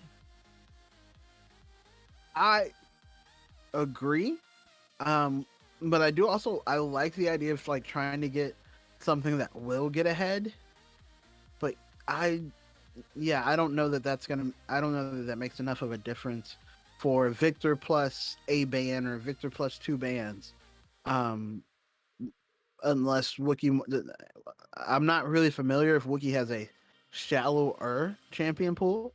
Would be the only other thing I would worry about if that's why you're doing that. But we do get 2 top lane bands coming out from Spectre and the Ornn and the Sejuani. We get the Syndra band and the Zac band coming out from Maria's. Basically the same bands as they had last game, and Jarvan. They said same bands, but not same outcome, baby. They are hopefully going to get that Jarvan down with the Victor to get Victor a little bit more security early game and a nice place to go ahead and put that R down. They combo very well together, Victor and Jarvan. It's quite unfortunate that they basically wound up on different sides of the Freljordan Wars. Or not the Freljordan Wars, the Runeterra Wars. Bringing out the lore here. I do what I can. Speaking of lore, forget the Machine Herald. We have the Machine Woman here as Camille is going to be picked up. Lake returning to the Deadly Bruisers in the top lane. And this is a nice change from Spectre. Lake looked real good on the Aatrox last night. Looked real good on the Fiora both yesterday and today. And now taking the Camille to kind of return to that and get away from the Maokai, which, again, just didn't feel good in the top lane earlier today. And we get a Karthus. Okay. So, I'm assuming that's a Maokai jungle Karthus mid? Or is it a Maokai... Oh. It Things could can technically happen be here. a Maokai mid here with a Yeah, Karthus things in can the happen jungle. here. I like it. Spectre Gaming keeping everybody on their toes here. And now it's like, okay, well, I think I'm picking the Camille, but I'm not 100% sure. And it's going to be Cho'Gath into the Camille. I think this is a Camille favored matchup. Am I wrong? It is absolutely a Camille favored matchup, especially once she hits that dangerous 700 gold item. You know, the Sheen. Almost as bad as Aurelia with the Vamp Scepter. Yeah, I don't know about that one, buddy. I have questions, and we're gonna find out some answers in a minute. But one of my biggest ones is, I feel like top lane's gonna be a rough day. Yeah. Top lane's gonna be a rough day. Mid lane's gonna be strange. Bot lane's gonna be a battle of the heal bots. We're gonna have some fun here. For sure. But, I mean, the meme about Camille is that her E is basically a Cho'Gath ult. So you pick Cho'Gath, who has to wait a minute and a half, all the way down to like 58 seconds, to do what she does on a 7-second cooldown. I feel like we shouldn't live our life letting memes directly influence our actions. But, in this instant, this time, when someone says this person does the thing you do on 1/25th of the cooldown, maybe you should pay attention. You would think, but no attention has been paid here as Lake locks in the Camille. So that will be a very Spectre-favored matchup in the top lane. Now the question becomes, which of these 2 remaining champs will Spectre send to the jungle, or will they throw us all off and send us a Yuumi jungle to really enjoy this game 3? We do know that Learning likes the weird drafts. Yuumi jungle with basically Yuumi and Sivir, like, I know you can get to level 3 doing it Yuumi Sivir and still be okay. I've seen people do it. I don't know what happens afterwards because I was just like, oh, that's goofy. I don't want to know what happens next. But like, I know you can, like, because you clear the first camp, basically. Yuumi clears the first camp, smites it. You go back into lane, you do some bullshit. Yuumi doesn't get any gold there. You go back, you do but gets the XP. You go back, you do the Krugs, you get smite heal for Yuumi. You push another lane, you go maybe to the Scuttle Crab. The question is where the third person on your team goes, the free person. Yeah, that seems a little bit troll. I'm not gonna lie here, Rodney. You know, hey, do what you have to do to win. It doesn't matter how cheesy, How solid, how meta, how weird. A win's a win. In the words I of the great American poet Dominic Toretto, by an inch or a mile. That was bad. But you understand my point. Doesn't matter if you almost had them. If they can't get a win with the cheesy Yumi jungle, they get a win with the cheesy Yumi jungle. But it is like going to be Maokai jungle, Karthus mid, Yumi support. We don't know. Yumi could still take Smite though. Don't rule it out. I think I'm gonna rule it out at this point. But that being said, we have our rosters more or less locked in for Game 3 here. So go ahead, take those channel points that you one or two voters, your true faithful for Maria's won in the last game. Go ahead, put them all back on the line here. Does Maria's pull it out again and take the massive upset, or does Spectre pull out the victory here and maintain their place near the top of the BTL standings? We'll have the answers here. I think whoever won last game's prediction sure did put that extra 6,000 right back on Maria's. So everybody else, go ahead and see if you can take your channel points back. But quick break, and then Spectre Gaming, Maria's Dungeon, Game 3. Put the women and children to bed. It's time to let the wolves out, or however that guy said it from the program. Because it sounded cool when he said it, so I hope it sounded cool when I said it. Because it's time to go. We'll be right back.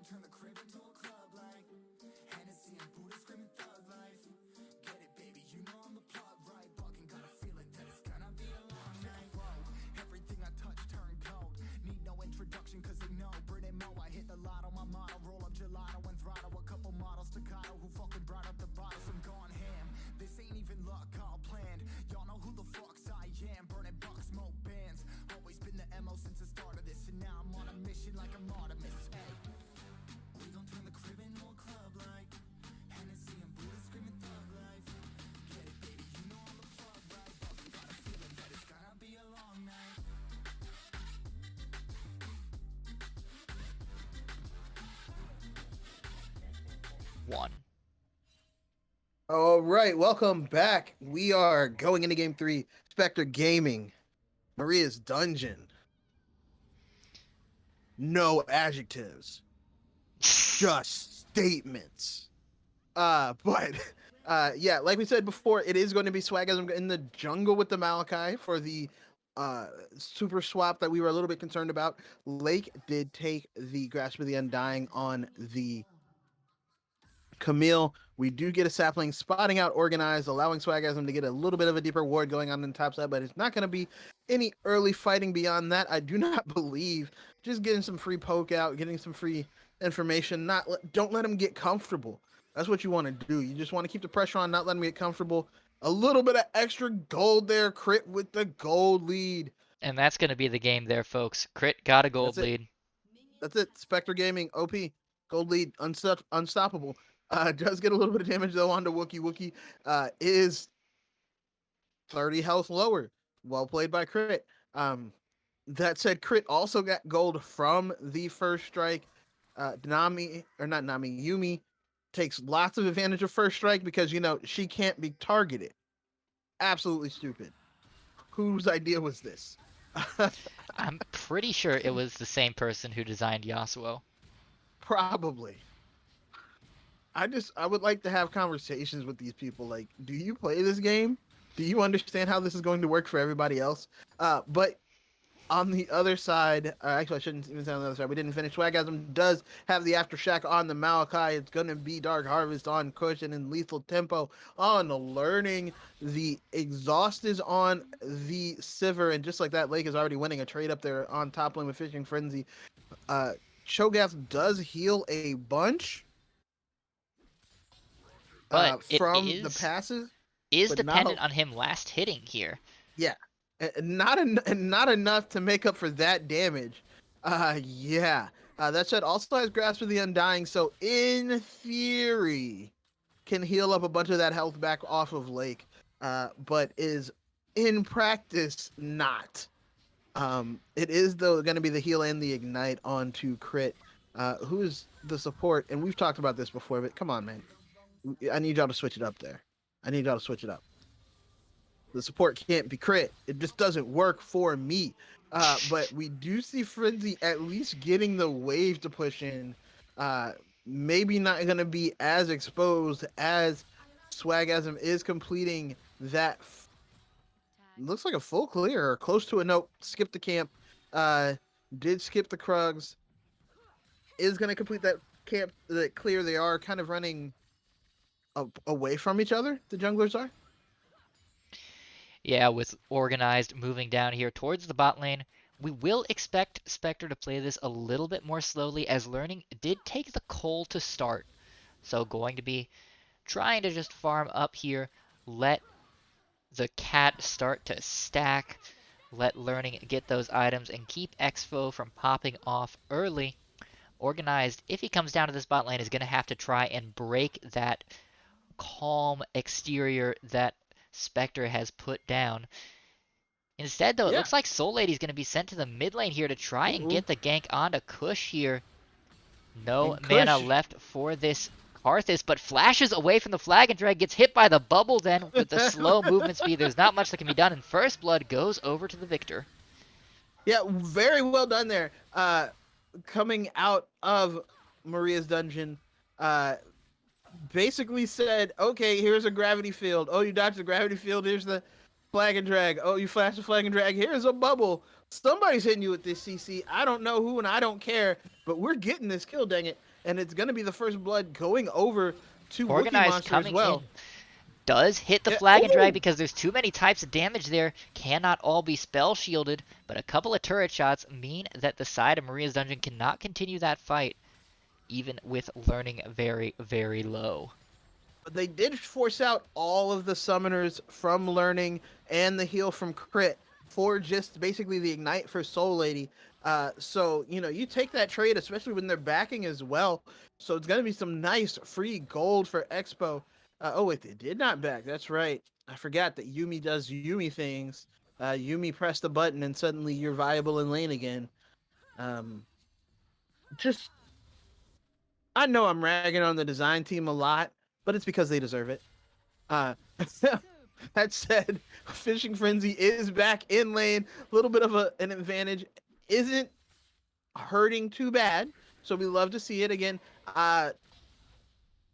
Pushing in the wave, being able to stay safe. It looks like there's going to be a fight going on to Wookie Monster, but Wookie Monster is able to stay safe, not going to even have to flash away. Did have to teleport back to lane, but is still fine. Is down a bit of CS, even with the kill and the ability to get the push and the TP to come back into lane. So that feels rough, but has the first blood gold to cover up for it.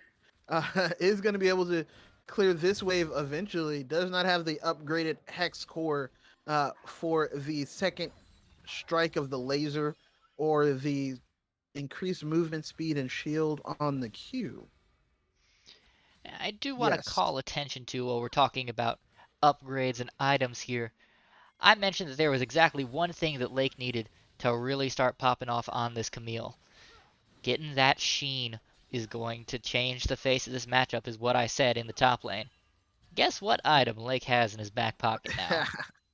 That is true. Lake does have the Sheen. We did see Frenzy just backed and came back with the Cinder Hulk. So is not going to be, or Bomby Cinder, excuse me, is not going to be as pushable. I've been really showing my age tonight. Yeah, Just Cinder calling Hulk. everything old things. But And is not going to be as killable, maybe. Is going to have some more damage on the ultimate as well. But there you go. We see Lake going in, getting a good trade, but not a great trade. And again, if Frenzy can, just eats the minion. Okay, that's basically all of your cure pusher in lane as a Cho'Gath is your ultimate. So without that, Camille never feels threatened at all. speaking of not being threatened, though, Organized being very bold on a ward here will be trying to take the Earth Drake early. Swagasm moving in will Oh, contest, and we've got fights all over the maybe. map as Wookie Monster being fought up in the mid lane, Lake being fought up in Oh, the top Frenzy. lane. So we're gonna see Yeah, fights there's everywhere. gonna be the ultimate coming out from Wookie Monster, but have to be careful now because, of course, there's gonna be the opportunity for that their Requiem coming out from Karthus to come down and finish off the kill, even if Karthus is kind of low as well. But Karthus doesn't have any mana. I think you actually don't want to kill him before you can get your mid laner back, just so he can't get that free kill. Karthus is backing now. Looks like Wookie Monster will be okay, though. Is going to get some health back as well, as up to about 50% health. Not likely to go down right now. Maybe in range for another proc of the Dark Harvest. But another fine gank there from Organized, at least able to keep Wookie Monster in this and basically generate this gold lead because of the first blood gold. Yeah, the gold lead is vanishing though. Actually, 100 gold down even at points here is the side of Maria's dungeon. That's almost all in the top lane. It is at about 16 CS up, although the 13 CS gap in mid has made sure that that is at least close to equalized here as well. Crit doing a great job of farming up those Spell Thief stacks. Currently at, let's see, 506. So already has that wards. Whereas Maria, or its Soul Lady, only sitting at 266 gold earned from the Spell Thieves. So a good job by Crit to get those wards early, even if the Stat Cat isn't quite as efficient at putting them Ooh, down. that Q hurt nonetheless, and we see Frenzy just surviving, but not beyond surviving, not excelling, but not just surviving. So we love to see it there from the Cho'Gath, able to continue to put pressure basically in this lane without being exposed. Keep is just getting as many stacks as possible from the ultimate by eating minions. The sapling spots out organized coming over on the blast cone, and now they know learning is there.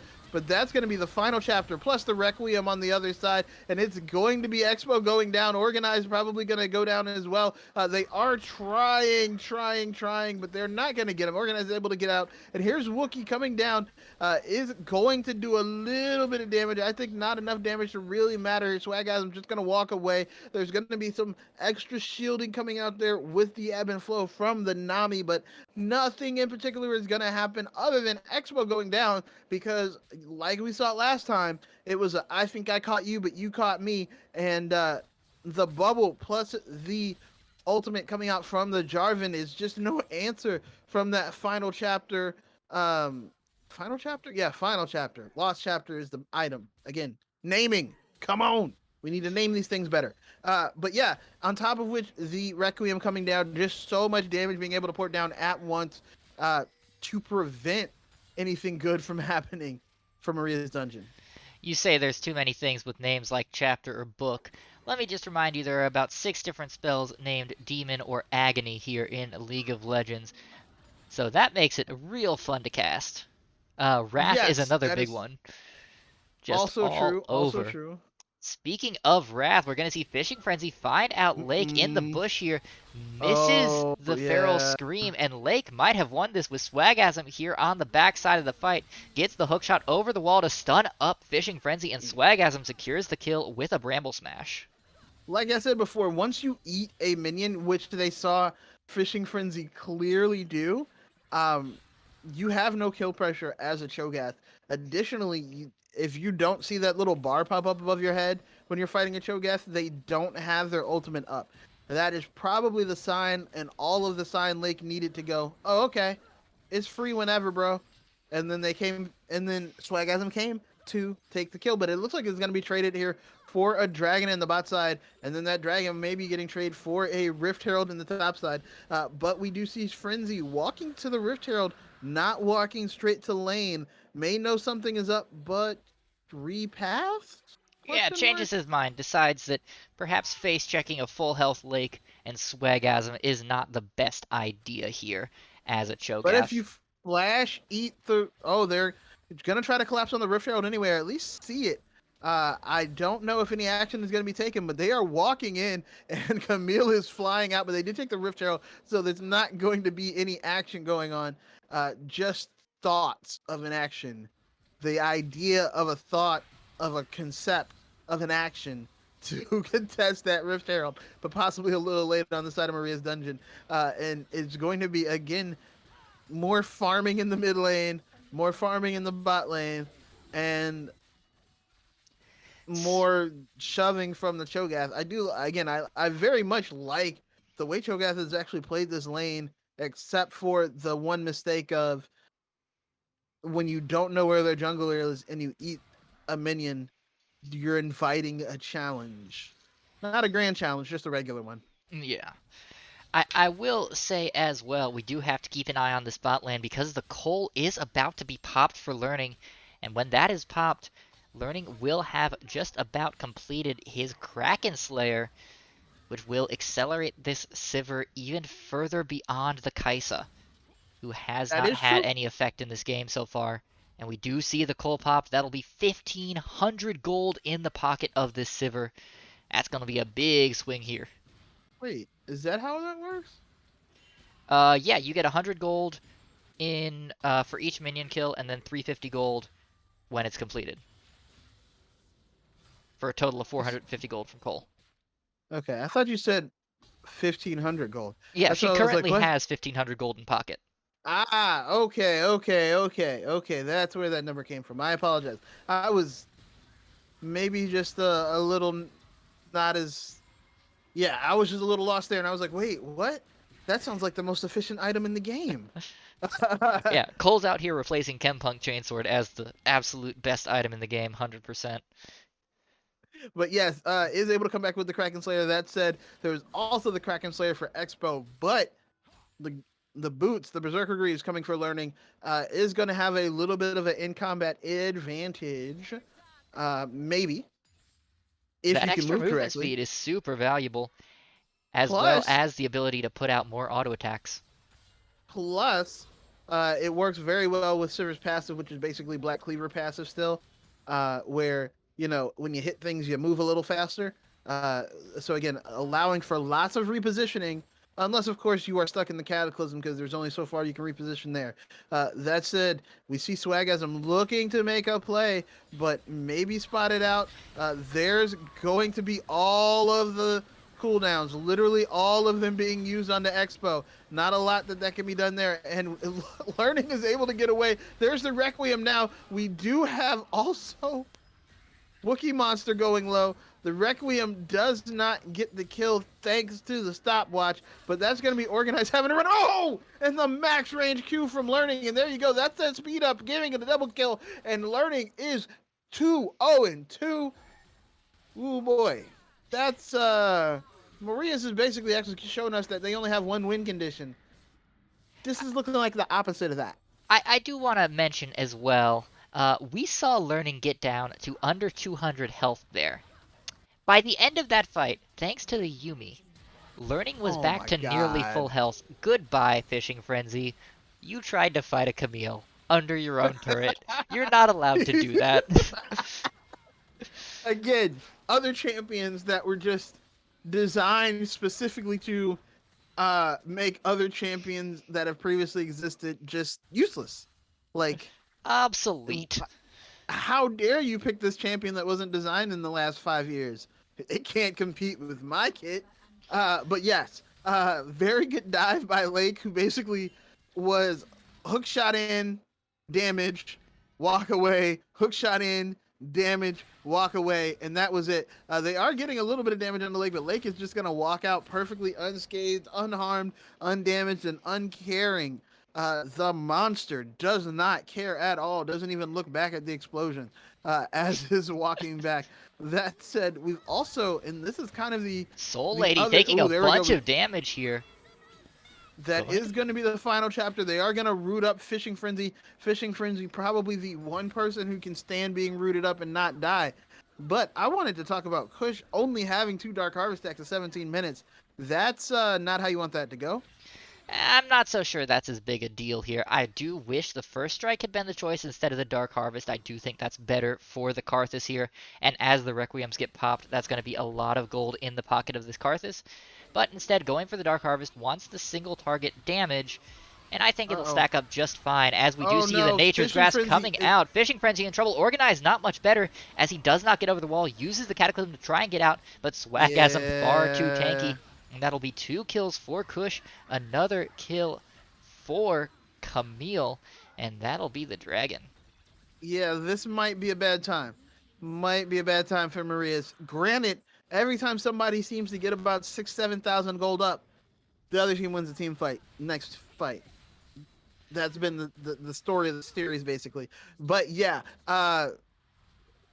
I think it was a very good idea from Maria's. They looked like they were trying to get Fishing Frenzy into the Dragon Pit, go ahead and get the 5v5 because they have the extra smite, basically. And then Swagasm press star, and then Crit kind of press star, but Learning definitely press star. And then, Kush didn't That even was need to it. press R. yeah. And that was it. That was literally like, oh, well, he can't move. He can't move. We can all move really fast. And Organized and Fishing Frenzy were just done in the fight after that, and that was going to be the free dragon. It is still 1-for-1 dragon, though, so it's not going to be a dragon stacking game quite yet. Still lots of opportunities available for Maria's Dungeon, but they are kind of getting choked out, kind of getting boa constrictored, anaconda, python, however you want to call it. And it looks like it's going to be the Rift Herald as well, going over on the side of Spectre. So this will be both Rift Heralds taken by Spectre. Looks like they're going to try and drop that in the top lane here. Take out the final outer turret for Maria's of the series. As Swagasm pushing in very deep here. I don't know that there's a lot that can be done to at least hold that tower. It looks like it's just going to go down. They have a 4v3, and they're like, we like the numbers advantage. Counting is good. Counting is very good Don't indeed. they Kaisa may don't be in even trouble use here as Rift the Herald. teleport from Camille coming in behind. Going to fling herself over the wall, and Expo in trouble. The Requiem coming For down sure. as well. Teleport Oh. from Wookiee Monster, I believe. Maybe Fishing Frenzy. It is Oh Wookiee Monster. And no. Wookiee Monster, what are you Oh. doing? You were under 400 health teleporting into a full health Well, Camille. he wasn't when he started. He started to teleport, got hit with the Requiem, got hit with a bunch of minions, and then finished the teleport. Oh no. And Oh. Lake suddenly 4-0 and 1, ready to become the split pushing monster that he is always destined to be. And Maria's starting to look down a very, very long, very dark tunnel. Yeah, so the trend, the generational curse of this series has been broken. Somebody built a 7,000 gold lead and didn't immediately throw it. So we have that. Um, the issue being Maria's now has to find a way to turn this around without, as strong as Kaisa is, Kaisa I still don't believe is one of those hyper scaling. If we can just stall it out to 40 seconds, I can hit everybody and they die champions. Or 40 minutes, I should say. And Well, the other thing is I would Camille. argue that the Kaisa is. The only problem is there's a Sivir who does Right, it better. Sivir does it better. Yeah, does it better and faster. And on top of which, there's a Camille who doesn't care. Speaking But of doing everybody's things stuck. better, Learning can just slowly burn through Fishing Frenzy here. There's nothing that the Cho'Gath can do except watch and pray for death. Oh no. Wookiee Monster picking this fight with Kush is getting some damage, but gonna get exhausted and is now. There's the flash. There's the flash in return. Is going to get away. Is going to get away. The Requiem is still on cooldown, so is going to get away. Good job. Good job. That's one. You just got to get them back one at a time. You got to remember, you can't. Like basketball coaches will say, you can't. There's no 20-point shot. You just got to get it back one at a time. So and not give them one in return on the top lane. But either way, that is going to be Wookiee Monster with a kill. Is 2-0. Is definitely the best performing member right now of Maria's Dungeon on this here Victor. Victor and CSing significantly better than last time, so it's going to reach that perfected hex core a lot sooner. Yeah, we'll reach that perfected hex core. However, this will be the first game where the onus is squarely on his shoulders to carry. Expo at 0 and 4 in a full item behind is definitely not going to be that carry member here for Maria's Dungeon. So it'll be interesting to see if the pressure is something that Wookiee can adapt to, or if it's going to crush him here. Definitely. We did see some very good positioning from Wookiee at the end of last game, so I think can come through. But again, we're going to get Fishing Frenzy caught out a little bit. They are going to get a lot of damage, or at least a lot of the CC down. Lake is just going to walk through it, though, and Lake is fine. Lake does go down, does get killed by the Rupture, but that's going to be the Requiem doing a lot of damage. Organized barely lives up, goes down to the burn. That feels bad. That is a feels bad moment, and that will secure a second Drake here for Spectre, unless something wild happens. The charge of the Rift Herald doesn't quite kill the turret, but Expo taking a lot of damage from those Skittles. Yeah, Kush is like, lay waste to your health bar, and absolutely came alive, basically. That Requiem, in addition to getting the kill, basically made everybody low. And remember 5 minutes ago when I was like, only 2 Dark Harvest stacks is up to 9. Is he really? Good grief. That feels so bad. You did one thing really well, and then you didn't. You know, Still not a good number, but definitely exploding number that you don't want to explode. That's sad. Swagasm, you can't do that to your mid laner. Come on. That right there is a heartbreaker. But with the 2 mana items, should be okay there from Kush.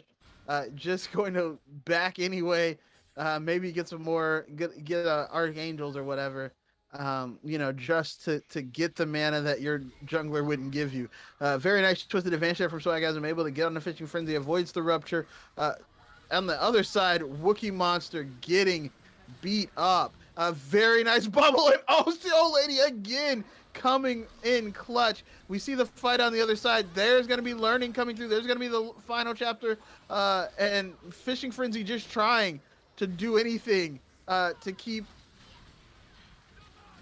himself and others alive. I don't know about ulting the Malachi there, because it's hard to kill a Malachi. Refused to go down for such a long time that it let learning pop off. Got a couple of kills already. Will use the spell shield, but it's not quite enough. Now Expo gets exhausted, but dodging the Skittles left, right, and center. There's nothing that Karthus can do except for hit the R button. And goodbye, Expo. That feels so bad. He had hit the team outplay button. Hit the team outplay button. You think you're doing such a good job. Karthus just step back, full Steph Curry, saying, it doesn't matter, I will hit the shot. Absolutely what happened. Very nice plays there, though, on the top lane there. As a team collapsing on Lake to get some of that gold back. That said, it did go on to the old lady, who continues to be very, very clean on this Nami. Walking away, though, coming back into the mid lane fight. That's where things went right but wrong. Organized ulted Swagasm under tower when possibly ulting learning would have been better. I understand that learning did not have tower aggro, but learning was still able to get like 2.5 more kills because it just takes so long to get through Swagasm that he ate like 4 tower shots and didn't care. Yeah, the Maokai with the sap magic at level 13, starting to heal pretty heavily as we see the Nature's Grasp coming down. Doesn't quite have the range. Looks like it will hit Expo here. No, Kush now on a him. rampage. The They flash left forward him. for the Skittle. And with Kush taking the kill onto Expo, that might well be a Baron look here for the side of Spectre. Looks like they will start that up. And the J4 on the wrong side of the map does not respond. This is going to be Baron taken uncontested. Put a blue buff on the Kush. But yeah, they did not eat the ultimate for the ADC. Did not eat the line of the Nature's Grasp there. Someone can block it for you and they just wind up rooted. So I don't know if you're organized. You put down your flag. You sit there. You take the root and then you dash so that your Sivir lives too. That felt so bad. You would think so. That was so hurtful because he literally was like, I'm in front of Sivir, I'm in front of Sivir. Sight or in front of Kaisa, excuse me. And it was like, actually, on second thought, I don't like Kaisa that much. So hurtful. Well, speaking of synergy or lack thereof, we're seeing some interesting synergy out of the side of Spectre. I don't know if you have noticed, but crit on the Yuumi going the full AP build. So when this stat cat sits on top of Kush during those Requiems, they're gonna hit like a truck. Absolutely. And this is not that surprising. This has actually been a very encouraging build. We've seen more than a couple Yuumis do in more than a couple places. I think we even saw it at Worlds. Gosh, that's disgusting.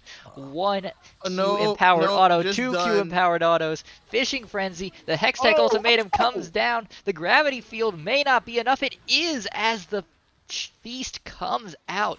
Cho'Gath, with the support of 4 members of the team, will manage to take down Camille at the cost of the 3rd Drake for Spectre. Yeah, absolutely well played.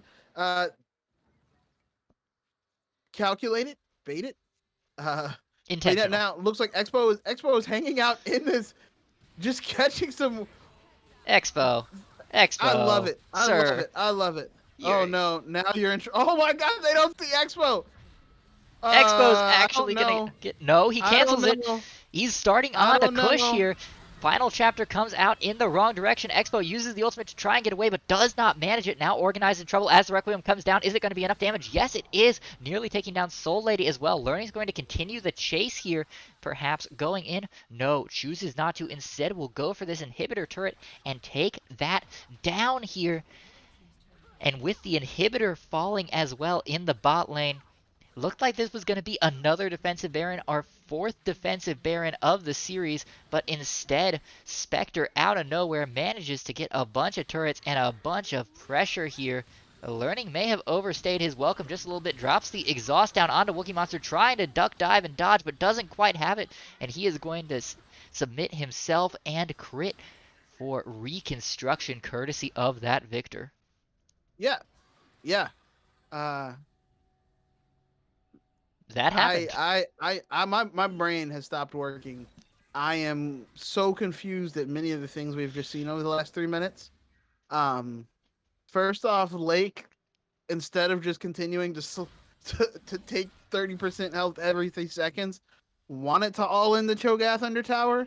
I mean, you didn't have to. Yeah, Second off, I mean, to be what the heck was that? fair, if the entirety of Maria's dungeon hadn't shown up, Lake wins that fight.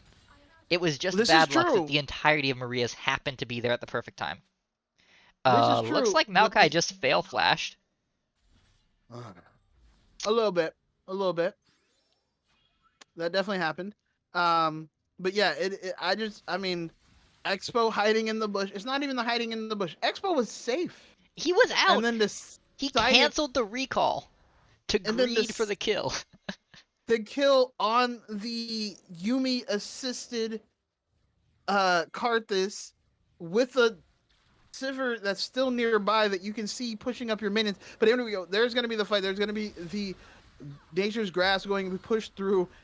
Again, they let it hit Expo. No protection for Expo. Expo is going to get knocked down and then Expo is killed by dead. the Requiem. And then there's going to be Frenzy going down as well as there's going to be Learning able to kill Frenzy. There was so much damage out of that Requiem. Like you called, the Yumi plus Karthus is just so stupid strong, and that's going to be some towers. That's going to be a flash forward.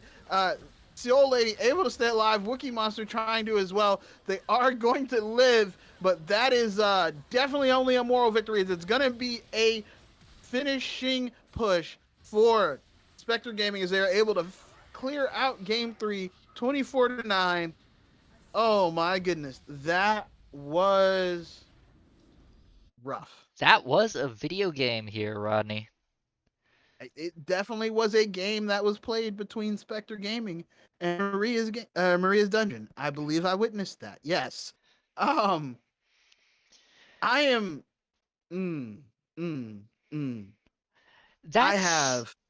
That's rough. If you are Maria's there, you wanted to continue the momentum from game number 2 where Expo just popped off.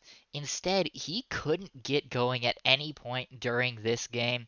Ended 2-8-1, did complete his IE right there at the end, but it feels like it did not matter, especially compared to the Sivir of Learning. Most damage in the game, nearly 4 full completed items here at the end. Actually doubled the damage of Expo. Camille I not have a far really behind. important question. A really important question. What's the name of the thing that you use to take a pizza out of a hot oven? I have no idea. Well, then you get a bonus trivia. It's called a peel. Oh, that's mean. I am sorry. After the 3rd time, yo. So, I don't. It tilted me out that no one would stand in front of the twisting advance so that Expo would be able to do stuff.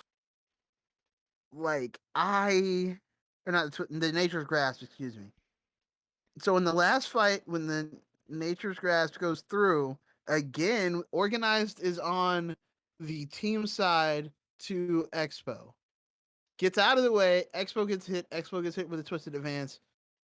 Expo gets hit with everything else, and Expo still tries to escape, goes down to the Requiem. None of that happens. You have a champion with a bufferable dash. You can eat that and then still live. You would think. I and it happened 3 different times. Yeah, Like there's a lot for Maria's to clean up. And I would tend to think that a large portion of it is because this is largely the free agent team. These are players who haven't necessarily played together as much. These are players who haven't played together for weeks because of rescheduling and changes and just teams having to switch things around. So it's that not is entirely that surprising is that these fair. guys are not firing on all cylinders. But we'll That have to that put is that that is aside very fair. for just one But second because I have to ask you, who is your player of the match? I think it was Lake. But I am also willing to hear arguments and some very, very good arguments for Kush. Kush actually wound up definitely did the most damage in the whole series. Uh, and maybe had the best KDA. Well, So I unfortunately, can hear for both. we have been informed that Kush has left the building already, so we're Woo! going to have to ask if Lake is available for an interview here to chat with us about the ups and downs of Spectre here in their Week 5 match. Let's go ahead and get him in here to chat with us. Lake, welcome to the party and congratulations on a win here against Maria's Dungeon. Although it looked a little bit shaky there for just a little bit.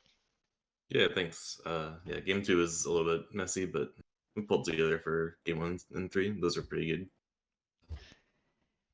Yeah. Yeah. So aside from Kush pulling rockstar status and hopping in the limo before uh anybody could even finish cheering, what in going into game 3, we just saw Expo and Maria's Dungeon by by association, for lack of a better way to put it, take game 2 and kind of a strong pushback. What's going on? What's I'm always very curious about the communication. What's going on in those comms? What are how are y'all feeling? Are y'all like, oh man, this might be a problem, or what what's the vibe going on in there? Yeah, I mean, from game two to game three, we pretty much figured the problems were one, I need to be on the carry to gap the top laner because he sucks and only plays tanks, and two, that we needed to pick more range. We were very, very short ranged in game two, and it really made it hard to find any openings in team fights. So those are the two things that we changed, and it really worked out, as you can see in game three.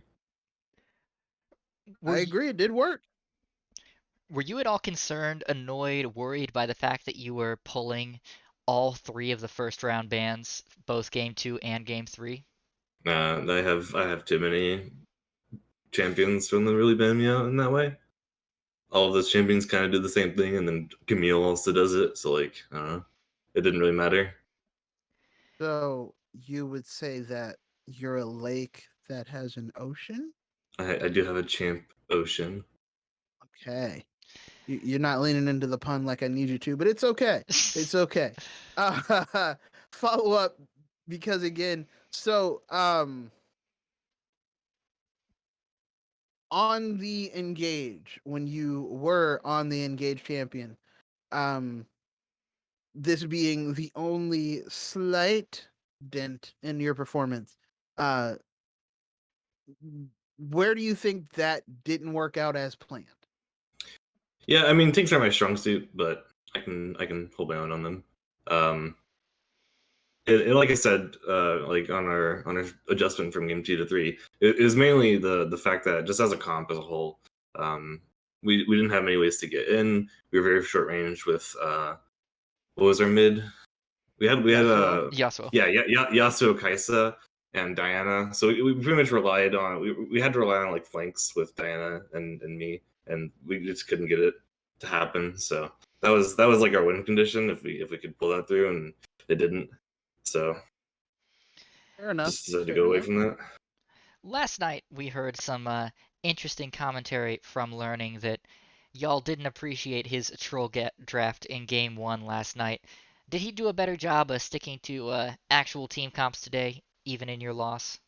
Our troll team comp game 1 of yesterday. What was it? Hold on, what was our team The comp Syndra yesterday? ADC. Oh, well, I wasn't the one that was against it personally. We did have dissenting opinions on it, but overruled, I guess, by results. But We did lost you it, therefore it's bad. did the team feel better about his drafting choices today than they did Oh, yesterday?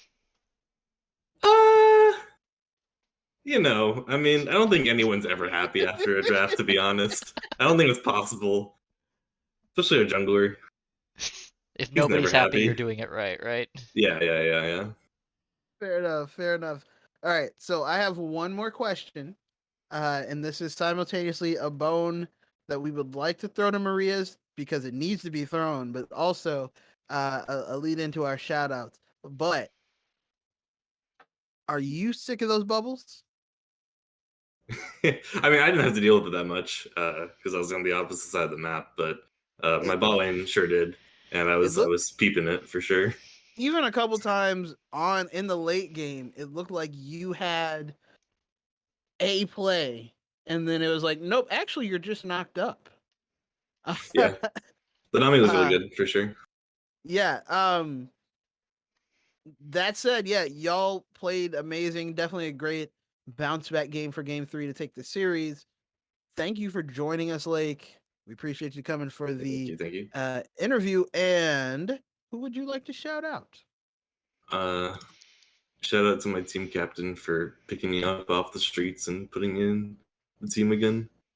I was homeless for so long. Were you double lift in the yard in the garbage Yeah, can? yeah. That's me.